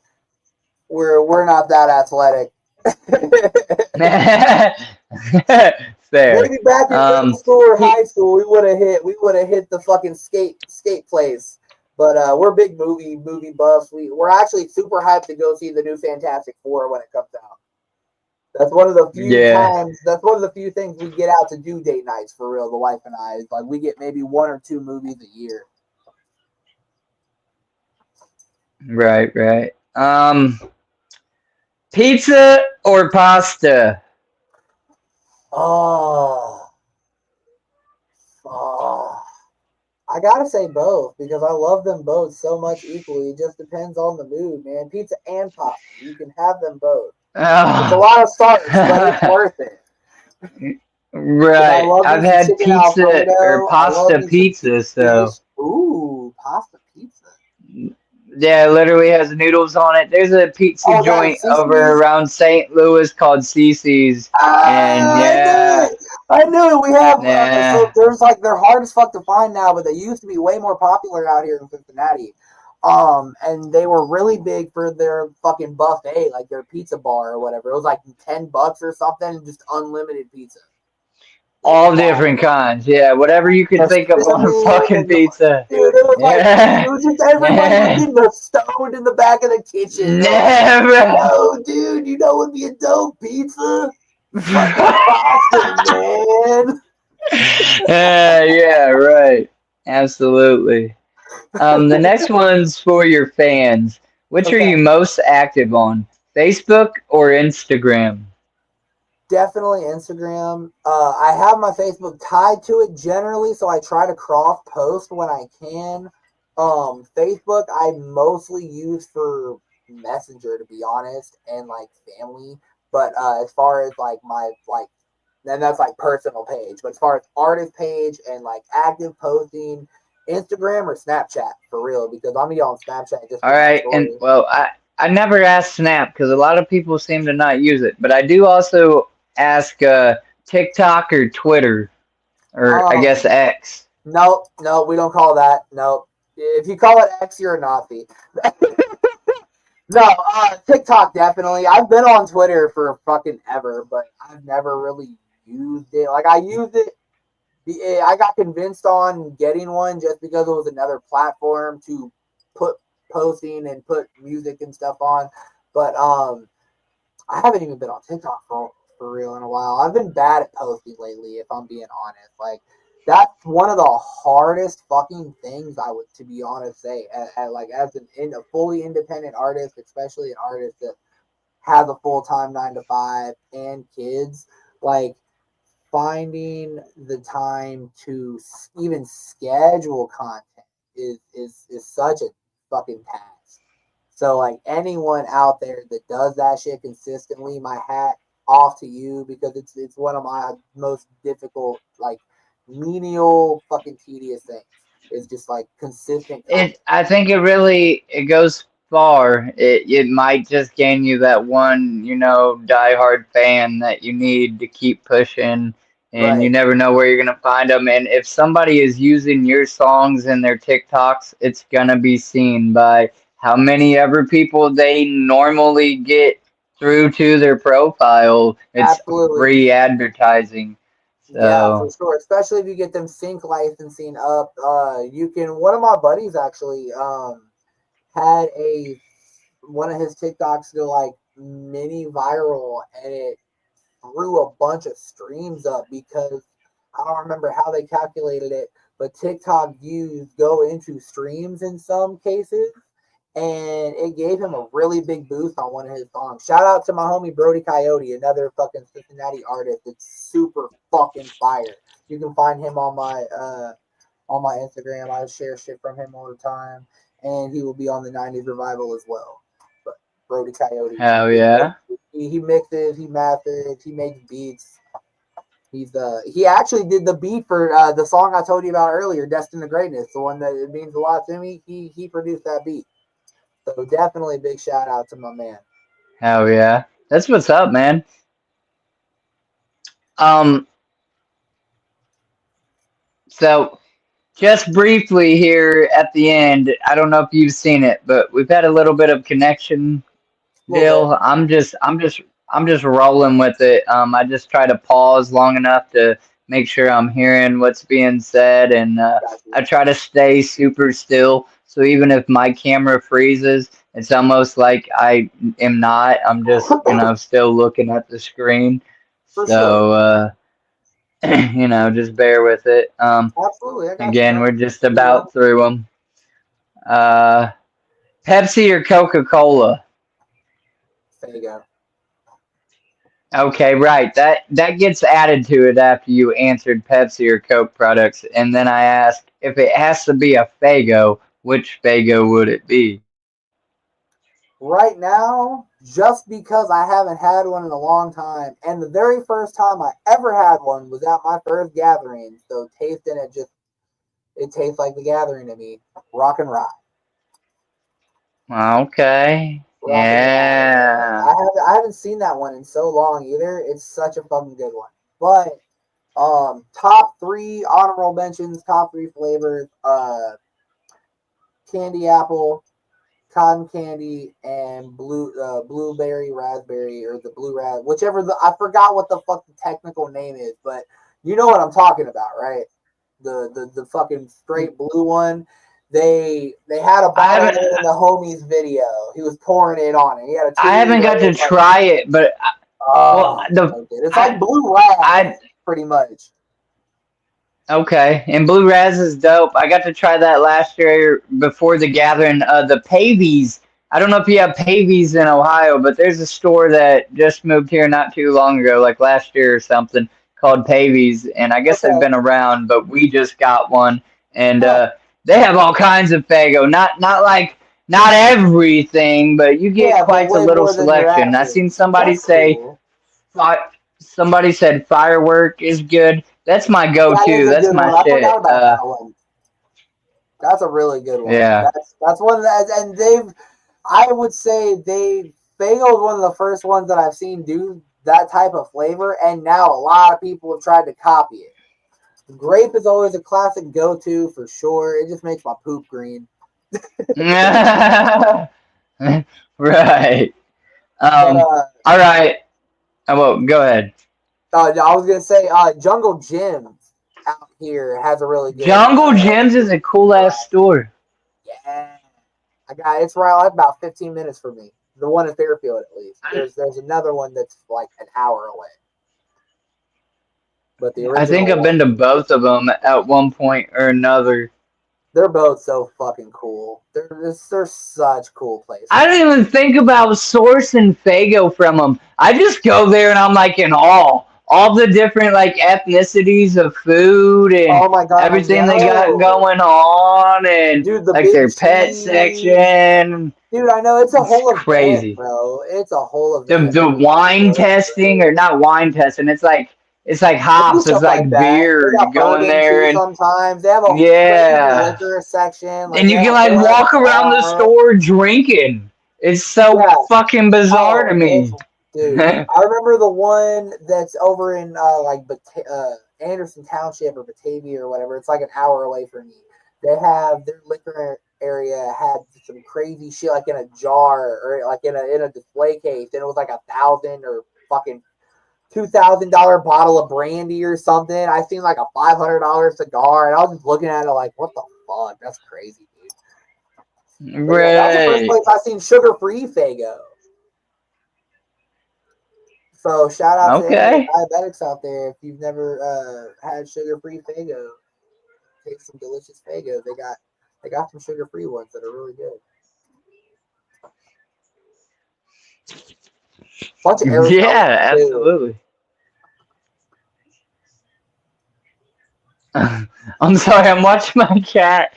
She's in heat for the first time. And she's overly she's overly friendly with absolutely anything. Dog, cat, inanimate object. Right, and just watch her. My dog don't even know, like, do I play with her, do I not, do I just look at her? Right. Like I'm sorry, it's distracting. It's like you want to get along, but it's like I don't want to turn you on. Right, you weird ass whore. Horny cat. All right, pie or cake? Said pie or cake? Yeah, for like desserts. Probably cake, just because I eat it more. There's not as many. I don't know. No, I can't say that. No, I gotta say pie. I'll say pie because pumpkin pie. Pumpkin pie is the shit, baby. Listen, I'll eat almost any pie. My answer's pie. I'll eat more pie than cake. Because to me, cake can be dry or it can be too rich, like the icing is Yeah, too sweet. And like I yeah. was a kid that would eat sugar, bro, but even I would say that as a kid. Like if the A icing, certain which is fudge only a even. thin layer, is so sweet and the cake itself ain't got no flavor or nothing, that's Then what just the? junk to me. That's ass. But pie, Yeah, you just, yeah. There, it's man. hard. It's hard to have a bad pie for real. I mean, it's really hard to it's hard to have a bad pie. Right. There's Or nothing wrong like with the a pie flavors crisp I'm really or excited about. crumb. Ooh, yeah, like apple crisp. Oh, Mm. so good. Stop. Oh, Yeah, nah, boy. stop. That's the seed. That's the Indiana Yeah. in us talking. Right. All right. You're forced. You don't have a choice. You have to pick one of these. You Okay. either have to make a 3 mile walk in the rain Okay. or a 5 mile walk in the desert, provided water and a couple shade spots so you don't dehydrate. Which are you doing?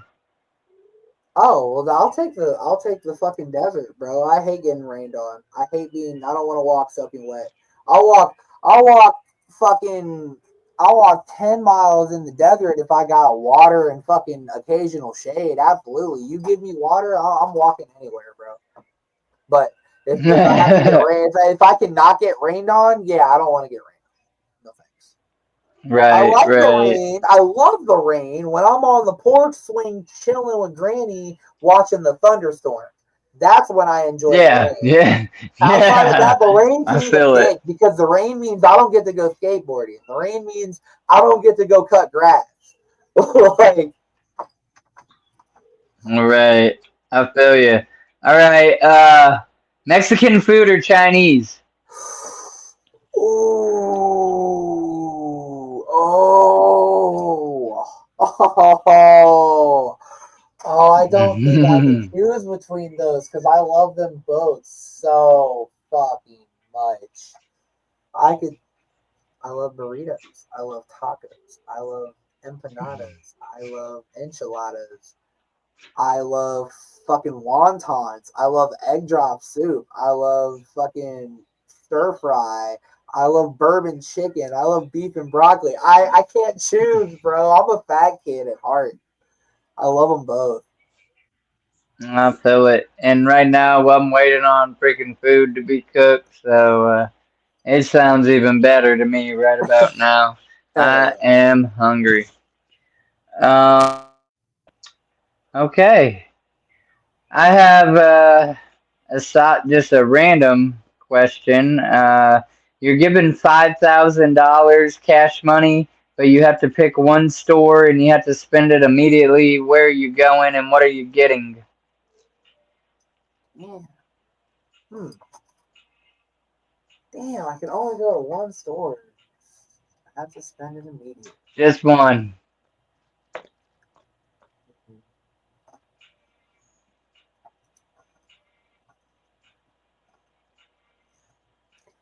My initial, like, I want to say GameStop, but like, I could use some new clothes. Nah. I don't know. Fuck. See, I was thinking of easy ways to just spend it, but that's something I wouldn't do because, like, I don't fuck with Jordans or like expensive shoes or nothing like that. That's just kind of dumb. Like, I like nice shoes, but I feel like $500 for a pair of shoes is ignorant. So I probably say Listen, I know GameStop. where the hell I would go if I lived where you lived, hands Where down, but I'm not an artist, so I where would you wouldn't like go? pick a music store. Most artists pick music store. Okay. I'd go to the dispensary, bro. I'd fucking just spend 5K. Bam, here's it. Ain't my money. Let me get. Okay, I'm I out. mean, well, shit. If you wanted to do that, I could take you somewhere that's a lot better than the dispensary, allegedly. But Allegedly. allegedly. But no, I'd probably go to fucking GameStop, bro. I'd go get me a Switch 2. I'd go hook up my kids with some new systems. I'd hook up my homie's kid with a new system, and we would fucking have a grand old gaming time. That's fair. A lot of artists come up here and they pick like a guitar store, a music store somewhere. They say they're gonna get some equipment, yada yada yada.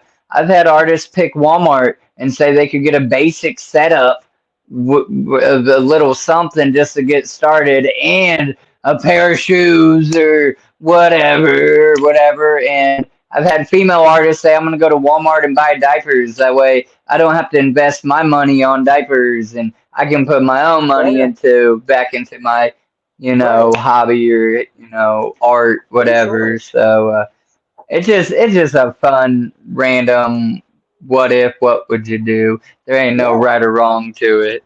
absolutely. Yeah. See if I could now.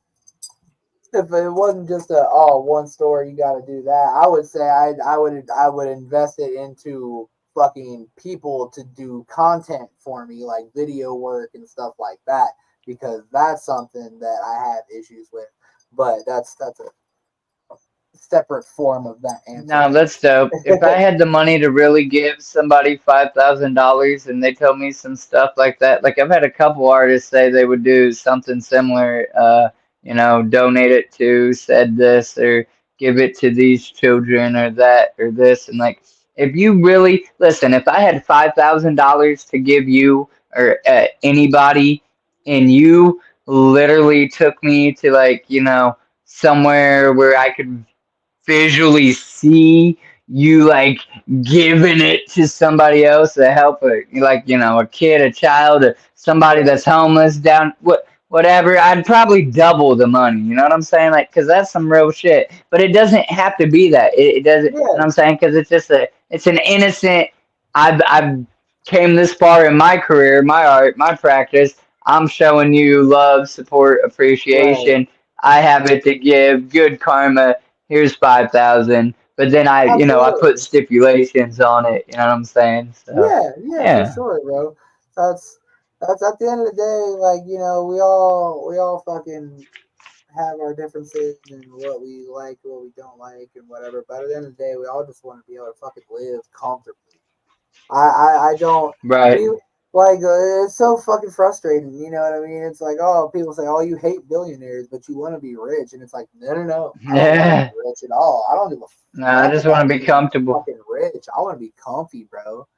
I don't want to Right. be fucking 10 generations. I'll never be able to spend this money. I just want to not have to borrow from Cash App to fucking go Right. fucking get Right. my gas filled or something, Fuck. Yep. Yep. Maybe help the next man or something. Shit. All right, dude. I got a three fill in the blanks and an outro, and we're gonna get out of here because we've been live for 2 hours and 20 minutes. I don't even know. And Did it's you a do you have long food fucking in the oven Monday. now? Oh, okay.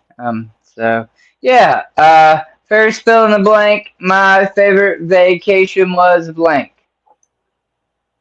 Ooh. It's a good one. Um I'd probably have to say it was 2 years ago. It was the first real family vacation I got to take. I took my wife and kids back to Indiana. We stayed at my cousin's house and we got to spend the 4th of July out there. That was probably the last, yeah. Yeah, that'd be nice. Oh yeah. Um. All right. The bicycle I had most as a kid was blank. Mongoose. Yeah, there we go. Somebody Mongoose. actually just said an answer that like resonated. I guess I don't know. A lot of people that I've interviewed, they pause on that. Rather, they didn't really have a bike. They didn't really ride a bike. They just don't remember the actual brand of bike. Like me, Oh that's man, that's I was just a biker instilled in my boy. head. I was a Next, biker boy mongoose. as a My kid. first bike was a Huffy Rocket. Like I just Hell yeah. the bikes that Dude, I wanted, was like dinos and Horos that I never got to get. yep, Like the the fucking three bicycles hundred was a dollar big bikes that thing you for always me. thought were badass and you wanted, but you got the 80, $120 mongoose that was still fucking awesome. Right, Like right, with the double right. pegs. Yeah, Yeah, yeah, bro. I'm a OG biker boy like that, man. I don't know how many mongooses I had fucking stolen, honestly, out of fucking by my house. Yeah, mongoose all day. yeah. All right. The last fill in the blank I have for you, man, is the best part about the beach, and this can be freshwater or saltwater, is blank. Putting your toes in the sand, chilling, Yeah. soaking up them fucking vitamin D sun rays and playing in that warm sand, bro. Yep, I'm with you, man. I like to be humbled by Mother Nature, and for me, it's walking up to that body of water and, toes in the water, still on the land, Yeah, and like taking it all in, realizing you'll never be bigger than Mother Nature. She will always be exactly. bigger than you. She can always defeat you no matter how strong you think you are. You can drown in a teaspoon of water. Like, you'll never Yeah, beat Mother Nature. You'll never beat a tornado, a forest fire, a hurricane. Like, one on one, you cannot beat it. You know what I'm right. saying? So it's a Absolutely. humbling experience. It really is, man. Speaking of that, just honorable mentions of nature and vacation stuff. When I was little and I still lived in Cali, my mom briefly had this amazing X-ray tech job. She worked in Eureka, California, and when she was out there, I was visiting her out there once, and we went to the redwood forest, and there is a tree that you can drive through. Like it's a big ass fucking redwood tree, and they've carved a hole big enough to drive standard sized cars through. It was one of the coolest fucking things, and it's one of my core memories I have as a kid for nature That'd be stuff. dope and scary at the same time. Like, you're just waiting for the weight of the rest of that tree then to collapse down, I would think. It's Maybe. still Maybe alive not. though. Maybe Like it was like the tree itself was still alive. That's crazy. Like that's, it wasn't like yeah, I would dead love on to the see that. inside or And nothing. It was just hollowed to it. Oh, it's crazy. Look it up when you get a chance. Look up just like redwood forest drivable tree or something. okay, yeah. You might have to remind me in message. I'd Got you. definitely be curious. Um, yeah, this is when I would let you give a last minute outro, shout outs. Again, anybody that watches, if you make it this far, you're a freaking legend. But Absolutely. we mentioned this earlier too. I'm gonna get any links that I may have not got from him already, and you can find everything this man wants you to have or know about him in the top of the description of this video. Go give him some Absolutely. plays. Go follow him on his socials, all that good stuff. But yes, if there's any last minute shout outs or anything you want to say, this would be your chance or whatever to say that. And Cool then beans. I have Absolutely. my own outro that I give every time. Cool. Well, yeah, thank you so much, Wiggles. Fucking shout out to you for having me on for sure. I definitely appreciate you and giving me the opportunity to do this. Um, I've been your friendly neighborhood ghetto nerd, and you can find me anywhere at fucking the Ghetto Nerd 43 on Instagram. You can check me out on all musical platforms at Killa Cali Hustle and SoundCloud as well for my non-legally distributed music. Big shout out to Jason 43 to Code, the Symbolicious. Shout out to my homie Brody Coyote. Shout out to my other old school homie R3D, aka Red. Uh, fucking all the old school jugs out there, the new ones that are still learning. Fucking shout out to my daughters, Aubrey, Lexi, and Alice. Shout out to my amazing wife, Sarah. I fucking love all of you, and that's what I want to fucking put us up for. Yeah, thank you so much for having me, man. I hope y'all have a great fucking Monday. And if you watch this whole ass video, whoop, motherfucking whoop to you. Hell yeah, man. I appreciate it. I wasn't sure how this was going to go, and then here we are 2.5 hours later. It was a great stream. I feel like I have got to know you better, and that's the point of these streams is to really get to know the artist and give back where I gatekeeped my own music and all that kind of stuff for a lot of years and would only listen to certain people if the clowns put them in front of me or if they were Right. on the radio. I didn't get much listen to the underground. You had to be at the top of the underground for me to even you be listening or playing your music, and that wasn't fair to me or artists.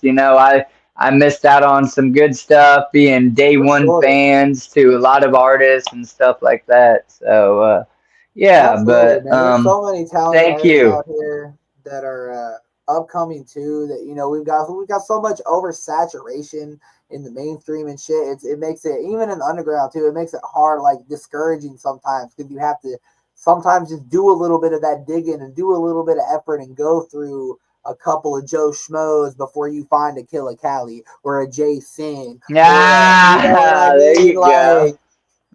like so. I like it. That's awesome. Look, folks, tell somebody you love them because you don't know who needs to hear that. You don't know what somebody's going through in their life just by looking at them. When I was 19 and homeless, nobody thought I was homeless. They just thought I was a dirty kid sitting on a park bench.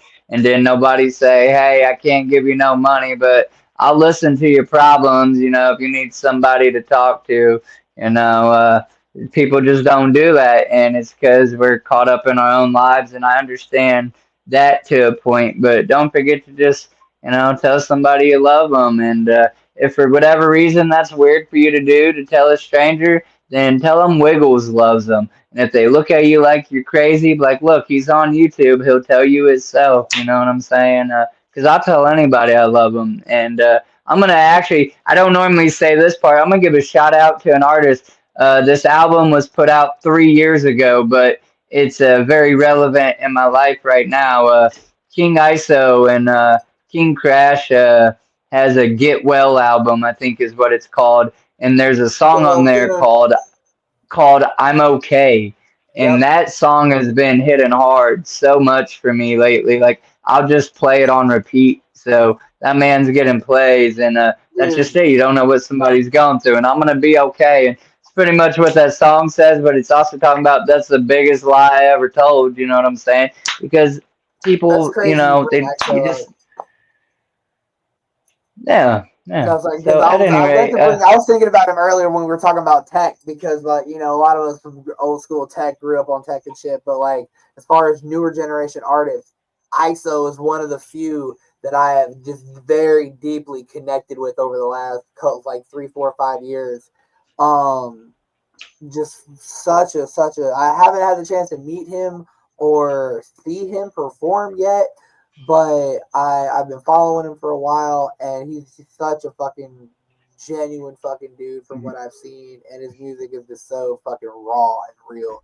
And he actually has a new single that came out not too long ago called Beatbox. If you hadn't heard it yet, check that shit out. So unofficial plug for that, because that shit goes hard as fuck. I've been right, digging that right. lately. Normally, I don't be plugging nobody at the end. I just say my thing, but that song fits. You know what I'm saying? Because when you're going Absolutely. through some demons and shit, that type of music's what helps or Nah, whatever. that whole But album's this has been really great, therapeutic. man. If there's any links that that you have not sent me with that hyperlink or whatever that might not be on that, do Mm-hmm. send them to me.